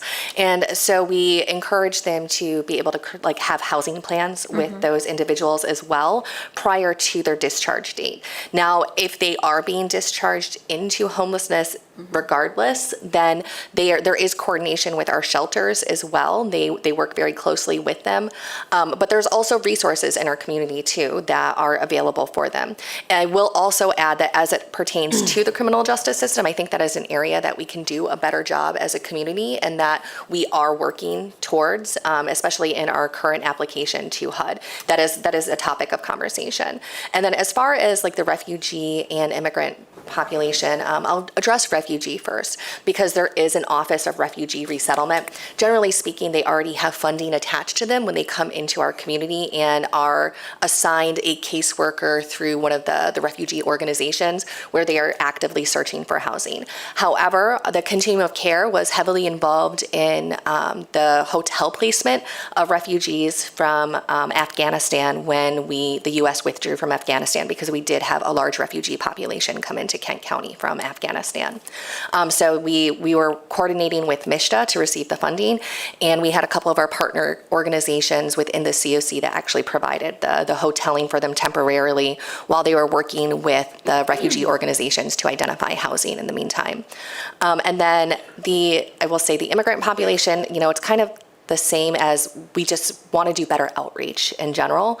I think that as we are talking about ease of access to the coordinated entry system, Mayor Bliss, as you alluded to, that was a topic that we talked about in the Housing Stability Alliance as well. How do we ensure that we are communicating well about the homeless response system that exists and how individuals can access it, regardless of the language they speak and regardless of whether they are here as immigrants or as natural-born citizens, because anybody should have access to housing because it is a right. It is a basic human right. Then I just have one more question. For Sarah, you talked about some of the lessons learned and experiences. My question was, do we have an idea about, obviously there were people who already engaged with the COC, the continuum, and then COVID hit. We had Sarah, right, unprecedented, lots of resources. Did we see, was it the same people that we were seeing that were part of the COC? Like, what was that? Do we have an idea about the demographics of who entered into that Sarah system? And could you speak more about that? Yeah, as far as like the partnerships go, we actually increased some of our partnerships with like the Hispanic Center of West Michigan. The Source was involved as well with the ongoing planning of Sarah. And we are having even discussions about how do we make this broader. And that is, I think, where Housing Kent will help play a role in the coordination of our prevention response. And we are really hoping that we can have more community partners involved that haven't traditionally been partnered with the continuum of care. And so that might be smaller agencies, agencies that don't necessarily provide housing services at this time, but would still be able to assist in prevention efforts. Urban League has been an important partner in our work as well. And so they continue to be involved in these conversations too. And so the initial planning efforts are really just at the beginning of the prevention coordination. And as Housing Kent is really being stood up and we are moving into the space where Sarah is winding down, that's where we are anticipating seeing an increased coordination response effort. Yeah, thank you. If I may just follow up on your question regarding persons with histories of incarceration. It's often misunderstood within our community that HUD programs don't allow entrance of those populations, and that is simply not true. All HUD programs are available to persons who have histories of incarceration, and even those who have criminal sexual conduct charges, with special precautions put in place and working with either parole officers or the police department, we can often find units for them to reside in as well. Thank you. All right, I'll go over here to Commissioner Jones and then Commissioner Lanier, and then I'll just remind, and then Commissioner Part, and I'll remind this body too that for Housing Kent, both the city manager and I serve on that board of directors, so we're pretty actively engaged in the work of that organization. Commissioner Jones? Thank you, Mayor, and thank you to Ms. Myers-Keaton and Ms. Beach for your presence here on this morning. Wondering if you could expound a bit on the work around landlord engagement. I know that, again, historically, we hear quite a bit, either from here on the dais or just being in contact with constituents about their experience with landlords. And I know that, in particular, there was quite a bit that I personally heard during COVID because of the real concern for those who felt as if they were potentially going to be evicted. And there was this gray area in terms of whether or not, obviously, the landlord had the right to evict. But just wanted to know if you could expound a bit on what that has looked like and your thoughts on just the work of engaging landlords. Sure. Vera, if you don't mind, I was actually going to allude to some of the work that you all do with landlords too, so I'm going to let you answer this first. So the majority of programs that Community Rebuilders has operated for the last 25 years use the private rental market to house folks. So we don't own a lot of buildings. We own about 34 units of our own. So the majority of families, thousands that we house every year, are being housed in the private rental market, which means we really need to be able to work with landlords. There are, of course, landlords who are bad landlords, right? Who will raise rents when they shouldn't and evict when they try to evict when they should not. But what we find is that the majority of landlords in our community really want to do good in the community as well as be able to run and operate their business. So we really have focused as a strategy on creating win-win situations and helping everyone understand their role in the interaction. So often that means education on the front end with our consumers about what it means to follow a lease and to abide by the legal terms of that lease, as well as working with landlords about what it means to follow the law, to think about fair housing and to take vouchers when they're reluctant to do so. And things that the City of Grand Rapids has enacted to really help make sure that there isn't discrimination based on the form of payment that people use are really important.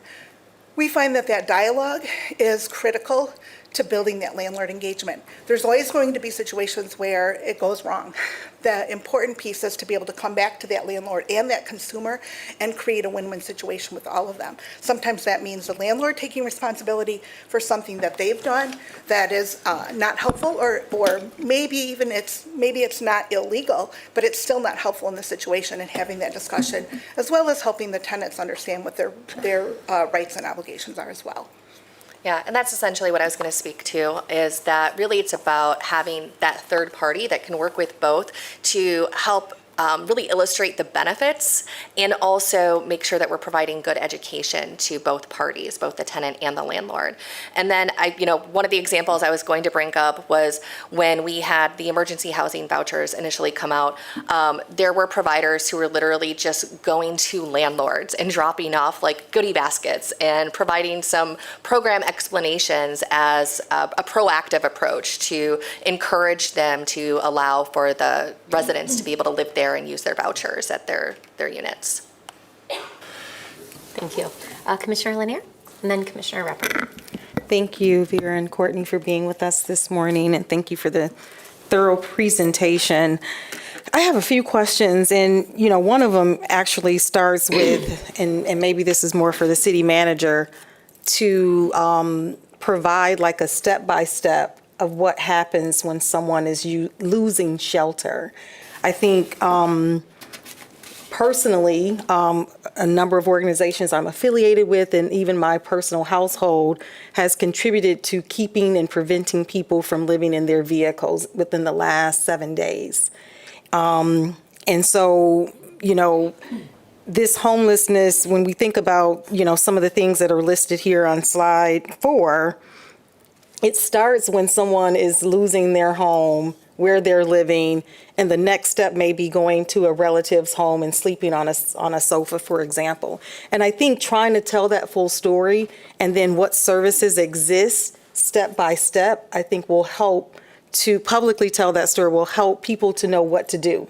Personally, I don't know what to do. What I've been, sharing and the feedback that I've been providing, it has been what I think they should do, not necessarily what the best steps are for persons who are, being challenged by their housing and rents being doubled and in homes that they've lived in for 16 years.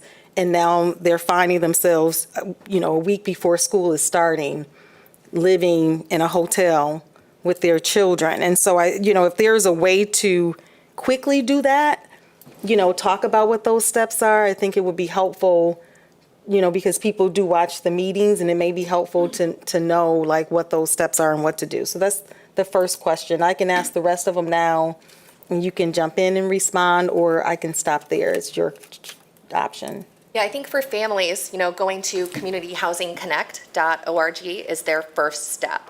And they will go through a self-assessment process. And Vera, I'm just going to hand it over to you because this is your baby and you should probably speak about it more than I should. The one thing that Community Housing Connect, that website, has done for people in our community who are experiencing homelessness is it gives them a way to answer some simple questions about what their current situation is, and then get directed to the resources in the community. It may just be an information and referral if, for example, they're not literally homeless, or they have a place to stay that they can reside in temporarily. They may then just get referrals to prevention services within our community. But if those persons who answer those questionnaires, which takes about 4 to 7 minutes, if they want to make an appointment with a supported solution specialist, they can do that, and someone will sit down with them and really work through the next steps that they can take. And and also make them aware of programs that they may be eligible for within the community if there are openings. The reality is oftentimes there are not openings, and so you're working with that household. The supported solution specialists are located at multiple organizations in the community, including Urban League, ICCF, Family Promise, Community Rebuilders, and those appointments are listed on the screen so that consumers can choose an appointment that fits their schedule. They have that meeting, and if they are eligible for a HUD-funded program or something like that, then they get connected to that program through a partnership with the Coordinated Entry System at the Salvation Army or United Way. And so, as we develop 2.0, that will be open to all populations. So that's something that we're really excited about. But for now, that is the best way for families to get the support that they need. So in my response, I've been sharing 211 and then naming some of those agencies like Family Promise and the Urban League. But the best thing is 211 equipped to then, if someone makes that phone call, sending them directly to this website to do this assessment? That is the expectation, yes. Okay. So that's the first question. The next one is, still on slide 4. What's the retention rate once someone is in permanent housing? So what we're seeing is, the return rate changes annually. And I don't know if I pulled up, I might actually have it right here. I want to say the return rate is about 20% within the past 2 years. Return to homelessness, is that what that means? Yes. Okay. That is the percentage that return to homelessness overall. However, I will just highlight that for some of our programs, like specifically for like rapid rehousing, the return rate is much lower, closer. I don't know what the most recent one is because my system map isn't pulling up correctly on my phone, but anywhere between like 4 to 8%, depending on the year. So it's a much lower return rate with rapid rehousing and with permanent supportive housing as well. So we tend to see the highest return rate with emergency shelter, and oftentimes that may be because we don't know where they went in the first place, or they exited from the emergency shelter into homelessness or into a temporary destination where they didn't necessarily have the supports that were needed in order to stabilize their housing situation. Okay. And then to piggyback on Commissioner Jones's question regarding the landlords, is there, I think in the response that I believe I heard, there's a lot of work being done kind of on a case-by-case basis directly with the landlords that you're working with. Is there anything being done systematically, like globally having conversations with rental providers or the Rental Property Owners Association to talk about something where it's a little bit more consistent? Because I think you're right in that you find some really, great champions and people who understand and want to support, and then others who are oblivious to just how critical times are right now in our community. Yeah, RPOA has been an important partner throughout the years. And so there are regular updates that have happened regularly for, we've been very heavily engaged with RPOA for a number of years. And that really is a good avenue to kind of spread the word quickly and to use a little bit of that peer pressure and to highlight some of those landlords who are serving a lot of community members who've been experiencing homelessness. I know that often we hear about the landlords who aren't doing a good job, but there are many landlords who are very flexible. The way that we are able to sometimes move people off of the street into a unit is because a landlord says, I'm going to give you time to get that mental health documentation. I'm going to give you time to get ID. I trust that you'll do all of these things. And so there are a lot of really good partners, but they're also operating a business as well. And so we've got to really be able to balance on our policies and the processes that we utilize, the impact that it has when it takes us a long time to process a payment, for example. They need those rent checks. They need to know that their money is coming in so that they can pay their mortgages. And so all of those are important things that sometimes get forgotten when we're thinking about the big picture that RPOA can speak to and really add that voice around what does the business model need to keep serving our community so that we don't just have big property management companies who take over all of the properties in the community, but we still have those private landlords. That's right, that's good. And that's been part of the conversation that at the system level we've been having too, is how do we do this and communicate it well and have a wide reach with it. And so I've been talking directly with Housing Kent about how can we accomplish that, as well as the Grand Rapids Chamber of Commerce, which I thought I saw Josh, maybe he disappeared, with some of our partners there. And it's really, I think, going to be about having a communication strategy that can have a wide reach so that there is just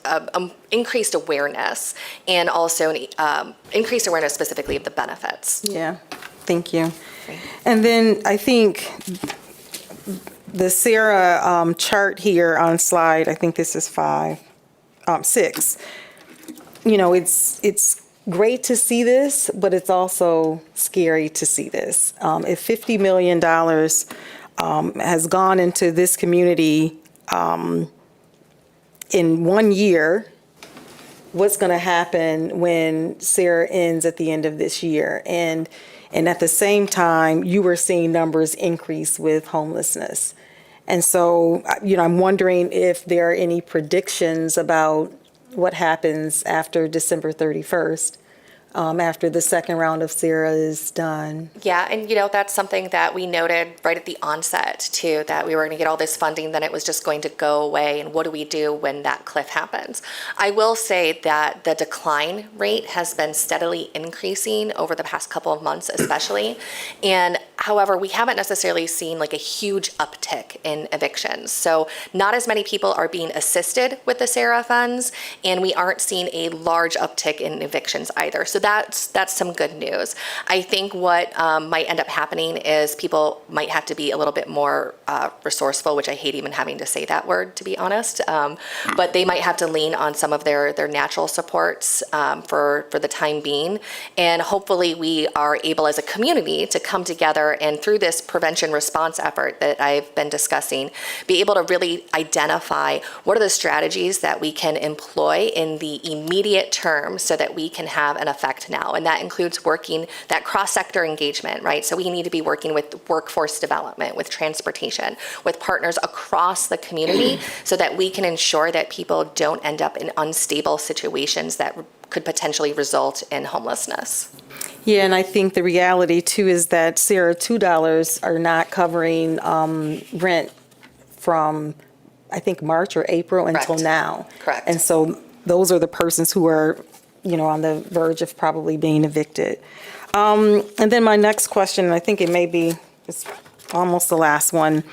You talked a little bit about Family Promise and the Urban League, and I'm also curious about some of the homelessness programs that the school district, the ISD, GRPS has, and what those partnerships look like.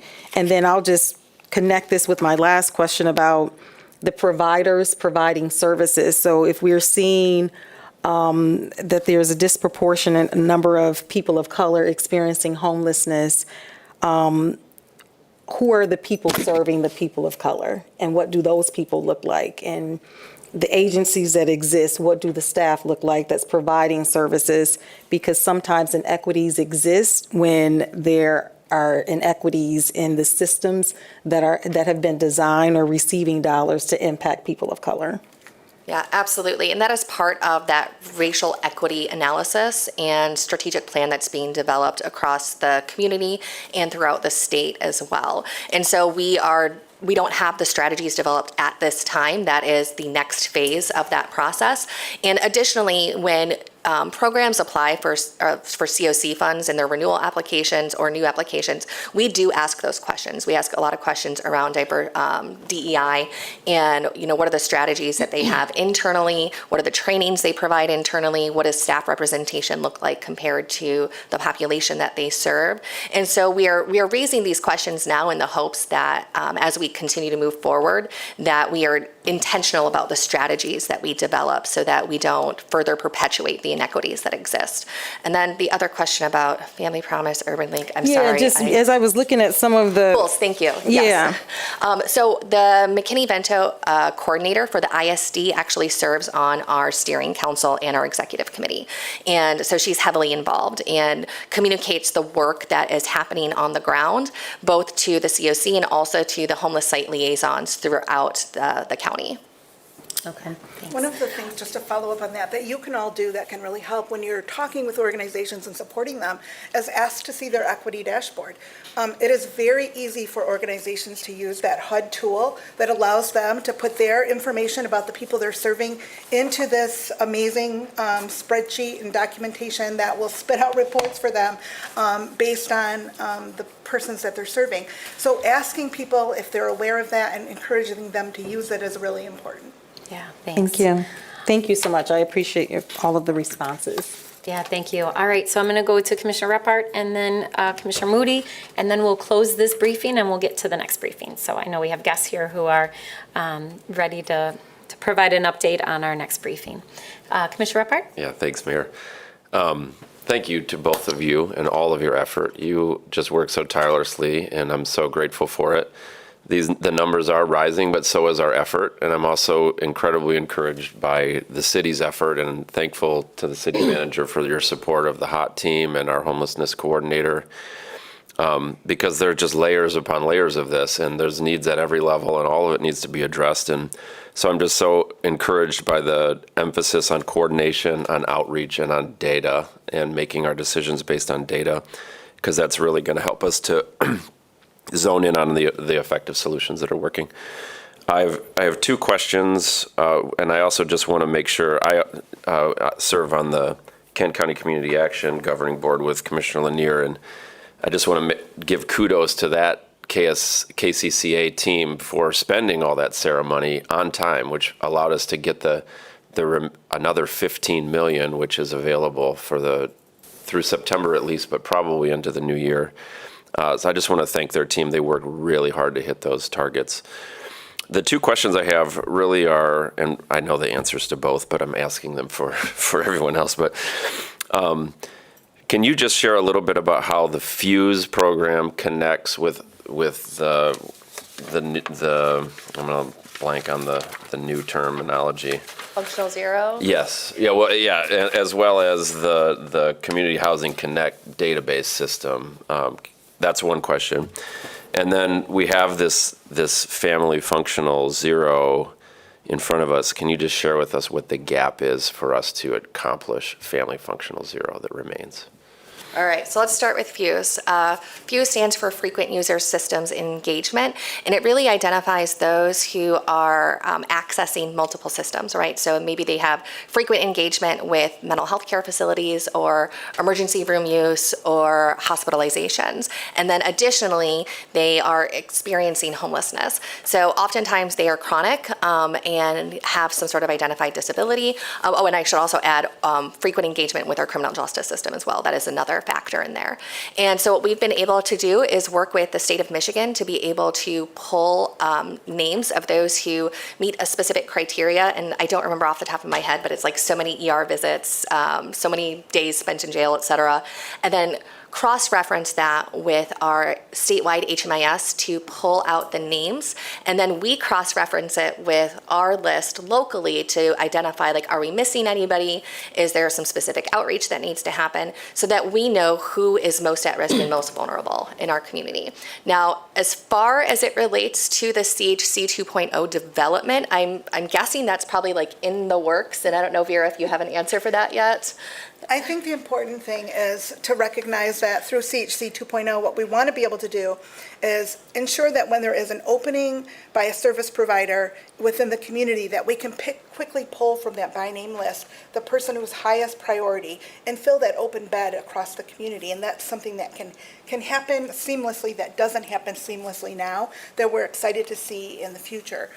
And then you asked about the family side and what is really needed. You know, we had a very successful effort at addressing veteran homelessness and getting to functional zero. And we maintain functional zero for veterans now. And what that required was an infusion of resources for veterans. And I am pleased to say that today we have open spaces in veteran programs, services, so that if any veteran were to come into the system and needed a shelter bed, we're able to do that. We want to get there with families. We know that right now we have, I can't remember the number, but it's under 400 families who are on that by name list. So when you think about, like, we need to have resources for all of those families to quickly connect them to housing. Once we have that, what you'll see is the same thing will happen that happened with veterans. We had, 52 veterans coming in on a monthly basis at the start. Now we're to a much lower number, between 5 and 8 veterans coming into the system on a monthly basis. So the by name list process really does work, but you've got to have the resources there. Yeah. And just because I was really involved in the work around veterans, we have one shared by name list that is being utilized that's valid and reliable, right? Because that was a big issue with the work we did around veteran homelessness, is getting a reliable, valid by name list. It is really the important piece of it all.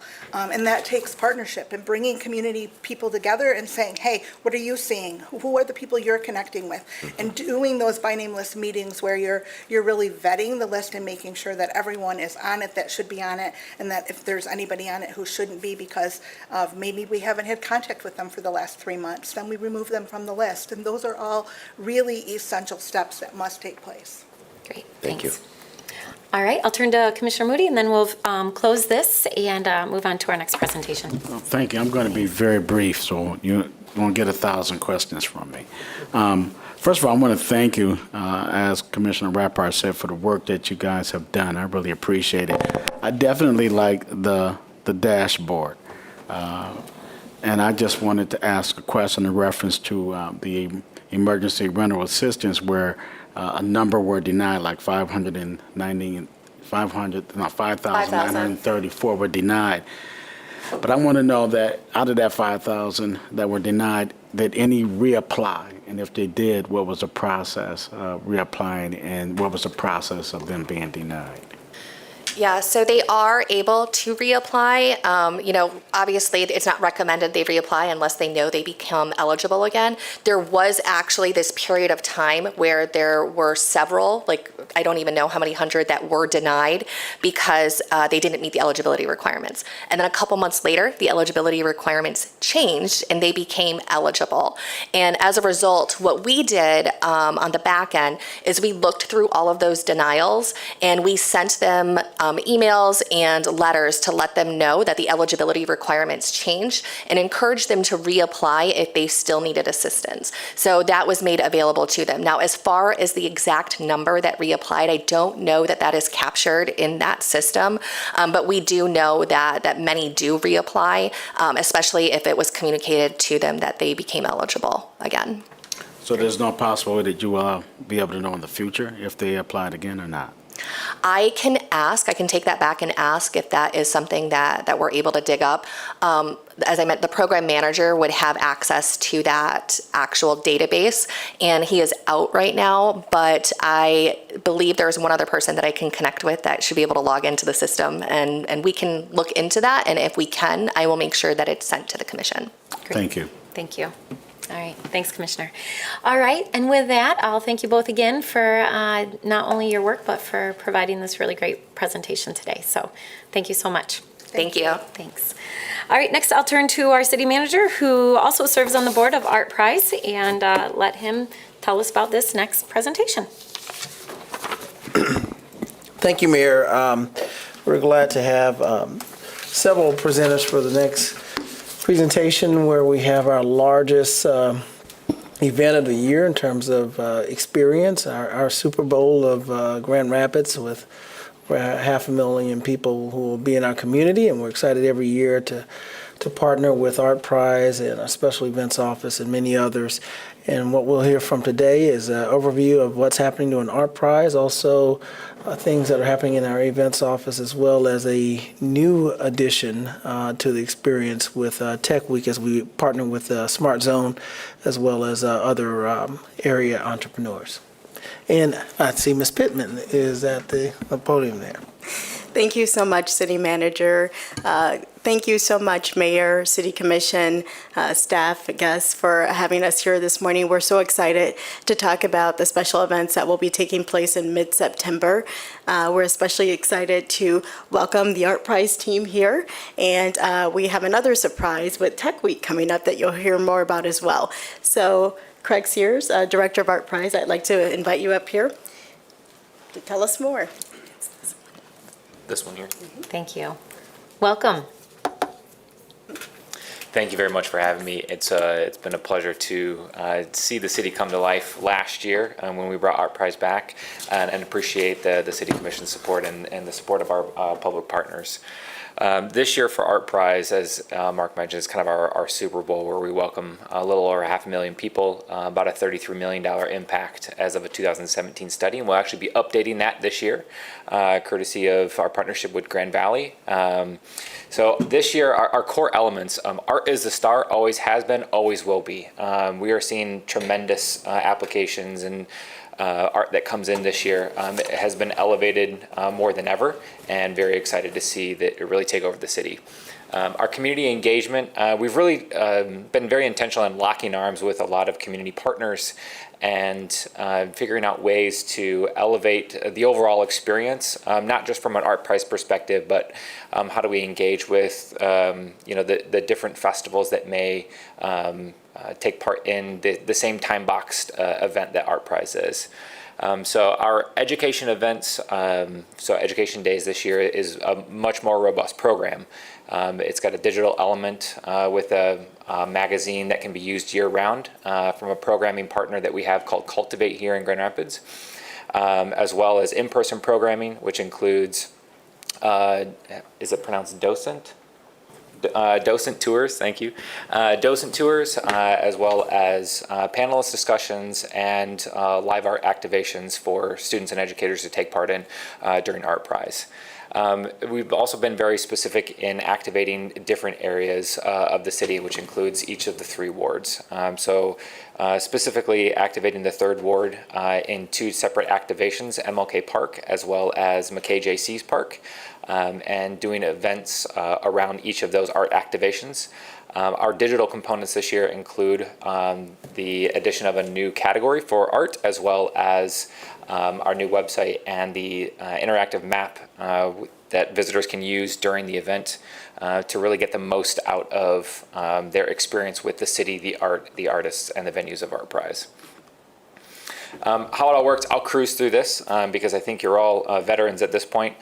So Art and Artists connect independently of Art Prize, kind of like an online dating game between artists and venues. There are $200,000 in grants that get dispensed to artists, and that money has already started to go out to the large FPP, so Feature Public Projects, which are the large-scale grants, as well as the award grants that we'll be talking about here in just a minute. And then the visitors actually award prizes through the favoriting system. So we were very intentional on providing visitors tools to get the most out of their Art Prize experience. So answering really 4 questions: where am I? What's around me? How do I get there? And then what are the must-sees? So the new interactive map that you can get to at artprize.org/map will actually allow the visitor to solve all 4 of those questions. And then those $250,000 in awards to artists will be going out through that favorite system, as well as the juried side of things and the artist-to-artist awards. This year we have a little over 750 artists, 150 venues. It still encompasses our 3 square miles, as well as a handful of satellite locations, which include Fred Meyer Gardens, Gerald R. Ford International Airport, MLK Park, McKay J.C.'s Park, and the zoo. Am I missing one? Got them all. Yes, got it. And again, anticipated impact of about $33 million that will be updated courtesy of our partnership with Grand Valley. Education series, as I touched on, will be K through 12. We also are incorporating a more family component on the weekends through our programming with Cultivate. So that will be, again, a very intentional piece to have live events happening for families on the weekends. And then again, our third ward activations with MLK Park and McKay JCs. The overall experience, opening, closing celebrations. So the opening will be on September 16th, right down here in Calder Plaza.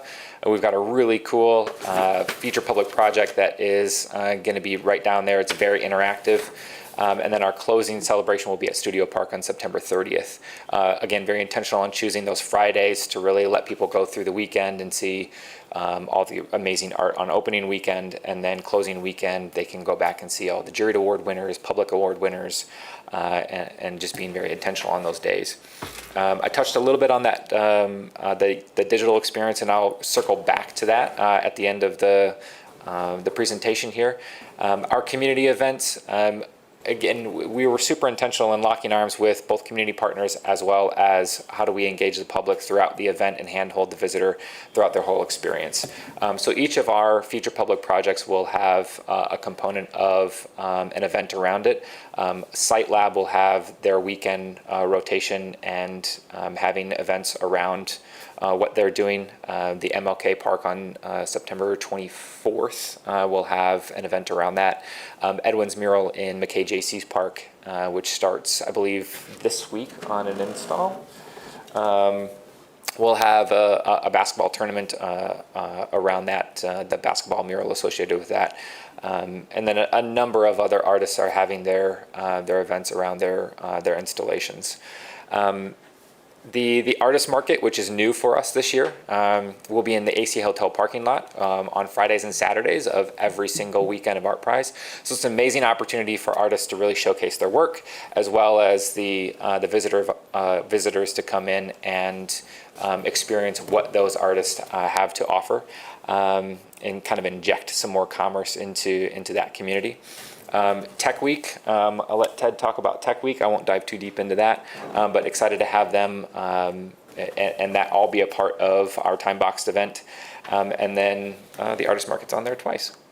The prize purse, the favoriting mechanism, again, very intentional. It really is the visitor's way to create their, I'll call it like Instagram list of artists as they go through Art Prize. Remember who they saw. So gone are the days of, where was that artist again? Or how do I find them? So it's all is very easily searchable and findable on the digital map. And that prize breakdown, $175,000 goes out in a general prize pool. And that actually ties into the independent awards. So the Black and Brown artist, the Asian Pacific Festival is working with us on highlighting an artist. And then the Artista Latino Award. So there are 3 separate awards specifically for those groups that will be announced on September 30th. And then the juried awards will have a first place and then a runner-up associated with that as well. I'm going to hand it over to Jolie, our venue and artist experience lead, who will talk about the grant programs. Hi everyone, I'm Jolie Casares and I manage exhibitions at Art Prize. So I'm going to walk you through our grant programs, featured public projects. These have been my sweet babies this whole year. Third Ward Activation is included within that, and then the equity murals that Craig and Lions and Rabbits have been tackling as well, that will be placed in strategic areas around the city. These programs were designed to attract high-quality artists with a slightly higher grant amounts to award to them throughout the spring. We are trying, again, to focus on experiential art. Given the last couple of years with COVID and stuff, we're really looking forward to a more immersion-based experience this year. Again, back to the big art. This program was started in 2016. We chose 6 artists who are both from here and beyond. I really don't want to read this out loud. I believe you guys can read it. But it is multi-locational. It takes place across all parts of the city. and our key areas. So this is Eero. This is the piece that Craig mentioned will be outside of Calder Plaza. It is interactive with speakers, light, sound that can be affected by visitors' mobile devices. This is Sad Blimp by Satellite Collective. They are based out of Grand Rapids and New York. These are pictures of the blimps in progress. 2 twin blimps will be at Rosa Park Circle as well as in Nabowin Park.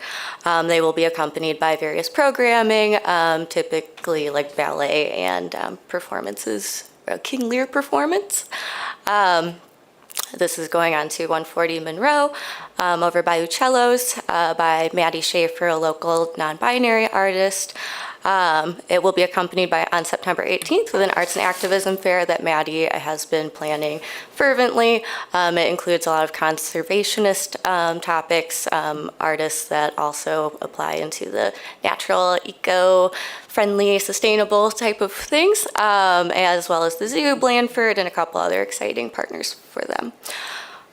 This project will be on Gillette Bridge. It will be a series of objects that as you walk by, you can hear the sounds that those objects made in their real life. So a typewriter makes the typewriter sound. Transformer Station, this is our site lab project this year. It is nomadic, and we have our final locations for it. It will be at Fountain Street Church's parking lot, Calder Plaza the second weekend, and at 924 West Fulton, which is kind of by Dairy Queen, and that is actually their new headquarters for Site Lab. So we're very excited to have a welcome home party for them that last weekend. It is going to be this structure. We have seen this structure in the Douglas at Wade's Bayou for Kid Kane's Pride and Poetry Festival, which is the image that you see on the screen. It's also found its way to Art Basel in Miami. Here is a brief look at the types of programming that they are planning, 7 to 10, Thursday through Sunday, every weekend of Art Prize. So go find them. Now we're going back out to the 3rd Ward, to McKay J.C.'s Park. Edwin Anderson will be installing these 2 court murals. We have a meeting later this afternoon to discuss the extra components associated with this, like the September 24th community event, which sounds like a basketball tournament, but I'll find out for you. And now we go to SWILC. So based on the presentation that we gave last week, the feedback was that we've got to go to MLK. So, and this piece lost its home that day, so I married my 2 problems together. So SWILC will be going inside shipping containers at MLK Park, close to the area that Heather Hart's piece was installed for Project 1, the rooftop. And it will be accompanied by a September 24th community event. In relation to the presentation before this, I think it's pertinent to note that it is about coming home, a sense of coming home. The artist has not returned after a separation from Grand Rapids for their own personal reasons. So the activation that we have put together in the last week, my colleague John Fenton, who is unable to be here today, and myself are calling it the Little Renaissance. It is a focus on kids and youth and creative showcases for them. Since you have to be 18 or older to participate in Art Prize, this is our nod to them and saying, nope, kiddos, keep doing it, keep making art. You can come do it in a couple years. This is a list of partners that we have gotten confirmation with that they will participate with us on this day. In addition, there is already an existing event that day by Sherelle Singleton as a kind of career day future planning event for high school students. So we're excited to try to blend these together and offer an art prizes and a portfolio review for any students who might wish to talk about futures in art or arts administration. And I'm going to kick it back over to Craig.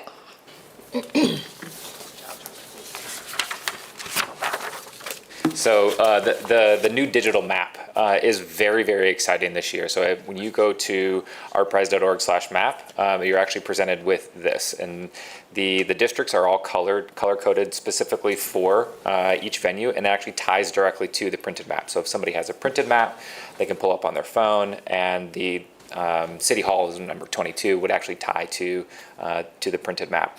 And we were discovering ways to really connect the visitor to the artist, to the community, to the city, and helping everything kind of like tie together, which is why we came up with this. And this is all very scalable for a 3 to 5 year plan that we have kind of set in place, which if we look at here, pretend we're a visitor and we're on Calder Plaza and we want to see what art is in City Hall. So we simply tap on City Hall and we can actually scroll through all the art that was beautifully curated by one of our team members, Kaylee, here at City Hall. And then as, is that, no. So I'll talk about, so when you tap on an artist, it actually shows all the information about the artist themselves, an artist statement, the bio, links to all their social media. So it really provides an immersive experience for the visitor to get incorporated with what that artist has to offer. This also is where you can actually favorite an artist. So add that artist to your favorites list where it says map at the top. You can cycle between map artists and your favorites. So keeping track of who you've loved at ArtPrize. We were also super intentional about how do we provide the visitors with some navigation tools and ways to incorporate the city itself. So thank you, City of Grand Rapids, for using the ArcGIS system. We were able to tap into all of your beautiful layers and provide bus routes and bus stops and the micromobility locations, all for visitors to see so they don't have to jump from app to app to app to app. It's all housed within one individual web page, which is wonderful.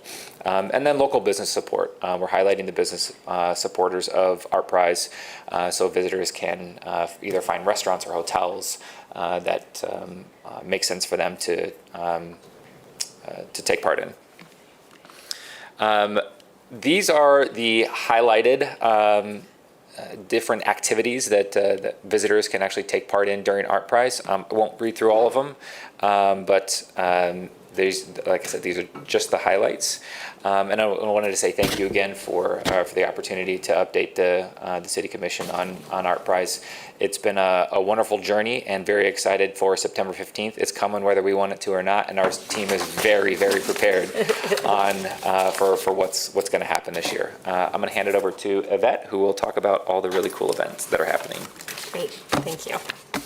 Well, thank you so much, Craig and Jolie. We are so excited about ArtPrize. When we hear ArtPrize, we know that everything is happening right here in Grand Rapids, and we are thrilled about it.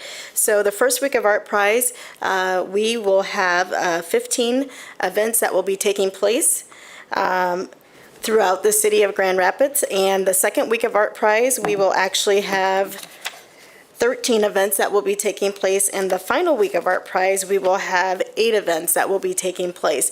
So as I said, everything will be happening right here. There's so much to see, so much to do from September 15th through October 2nd, but all throughout the year here in the city of Grand Rapids. And something new that's going to be happening this year, I want to introduce Ted Veely with Michigan House. He's going to tell us a little bit about Tech Week. Thanks. Welcome, Ted. Good to have you here. Good to see everybody. Perfect. Hello, everybody. My name is Ted Veely. I run an organization called Michigan House. Some of you may know we've been going to South by Southwest in Austin, Texas since 2015. And we're basically a platform for innovative and creative companies and organizations within and people within the state of Michigan to connect to each other and the world, really, at an event like South by Southwest. We were able to finally go back this year, thanks to a number of partnerships, including our longstanding partnership with the Grand Rapids Smart Zone. And when we were down there, we actually started a conversation with the city manager, who was not lucky enough to attend, and actually did some fun things on stage with us. We started having some conversations around some ways we can bring some of the ideas that make South by Southwest such a vibrant and really successful event to Austin, how we can bring some of those ideas. And one of those things is really beginning to sort of stack events on top of each other. It's sort of what they've already been talking about a little bit here, but one of the things we wanted to do is really engage the tech and business community during this time, during Art Prize, when so much is already happening. Over this summer, we started working with The Right Place, as well as Start Garden, Spartan Innovations, and the Grand Rapids Smart Zone to put together this idea for a pilot Tech Week Grand Rapids that's going to take place the second week of Art Prize. We're calling it a week. It's really only 3 days, but who's counting? We're using the fact that there's already some existing events, Art Prize, and then as well as Start Garden's 100 Demo Day, which takes place on Wednesday the 21st, and that's going to kind of kick off Tech Week. We're then partnering with Art Prize to create a tech hub. It's going to exist in 80 Ottawa. Are building a full sort of schedule of events for Thursday, Friday of that week, including some work with Technicolor, a conference that was launched this past summer that's specifically focused on access to tech jobs. We're also including West Michigan Tech Talent in that as well. We're going to be doing some tech talks and partnering with the West Michigan Tech Council in The Right Place to have some conversations around emerging technology and emerging industries here in Grand Rapids. And then thanks to Michigan House and Midwest House is existing relationships with South by Southwest, as well as some other cities and ecosystems around the Midwest, and then our partnership with the Smart Zone. We're inviting 10 to 15 sort of people from around the Midwest and the country to come in for a couple of days that week. So they're going to take part in Demo Day. They're going to take part in some of the talks. We're going to be just sort of showing them what's happening here in Grand Rapids and what's exciting. Because one of the things we've learned at South by Southwest is connectivity between ecosystems, between cities, states, and regions is one of the most important things you can do, especially in a sort of growing industries like we're trying to feature this week. End it all up on Friday. We're going to have some morning events at Spartan Innovations in their new space. They're hosting us. Going to have, and then that afternoon, the West Michigan Tech Council is going to take over the Tech Hub and have open to the public sort of interactive displays of some of the things that are actually being made right here in Grand Rapids. Everything from some things around NFTs, which I know people have heard of, but most people don't understand. We're actually going to create a Tech Week NFT that everybody will be able to actually mess around with, to some VR things and some stuff like that. So should be a lot of fun. This is a pilot year. This is a first step. I'll also say my team is currently also working on a Michigan Tech Week that's going to take place in Detroit in October of this year. That is going to be a annual event as well. That's going to move from city to city with an idea that it'll eventually come to Grand Rapids in 2024 or 2025. We think having our own Tech Week to sort of begin to build that sort of coalition will be really important to be able to host the whole state in a couple of years. That's great. I think I hit everything. I moved pretty fast, but. Okay, you didn't explain NFT acronym. You're gonna make me figure that out, huh? An NFT is a non-fungible token. So it is you'll often see it's basically a digital photo that exists on the blockchain. So there's and I am not an expert in this, even though I've been to South by Southwest and that's all they talk about down there. There was a big, during COVID especially, there was a big boom of them. They gained a lot of value and then lost a lot of value, sort of like Bitcoin, but it's actually art that is kind of connected to the blockchain, which is basically a digital record on the internet. That wasn't bad. Yeah, it's pretty good.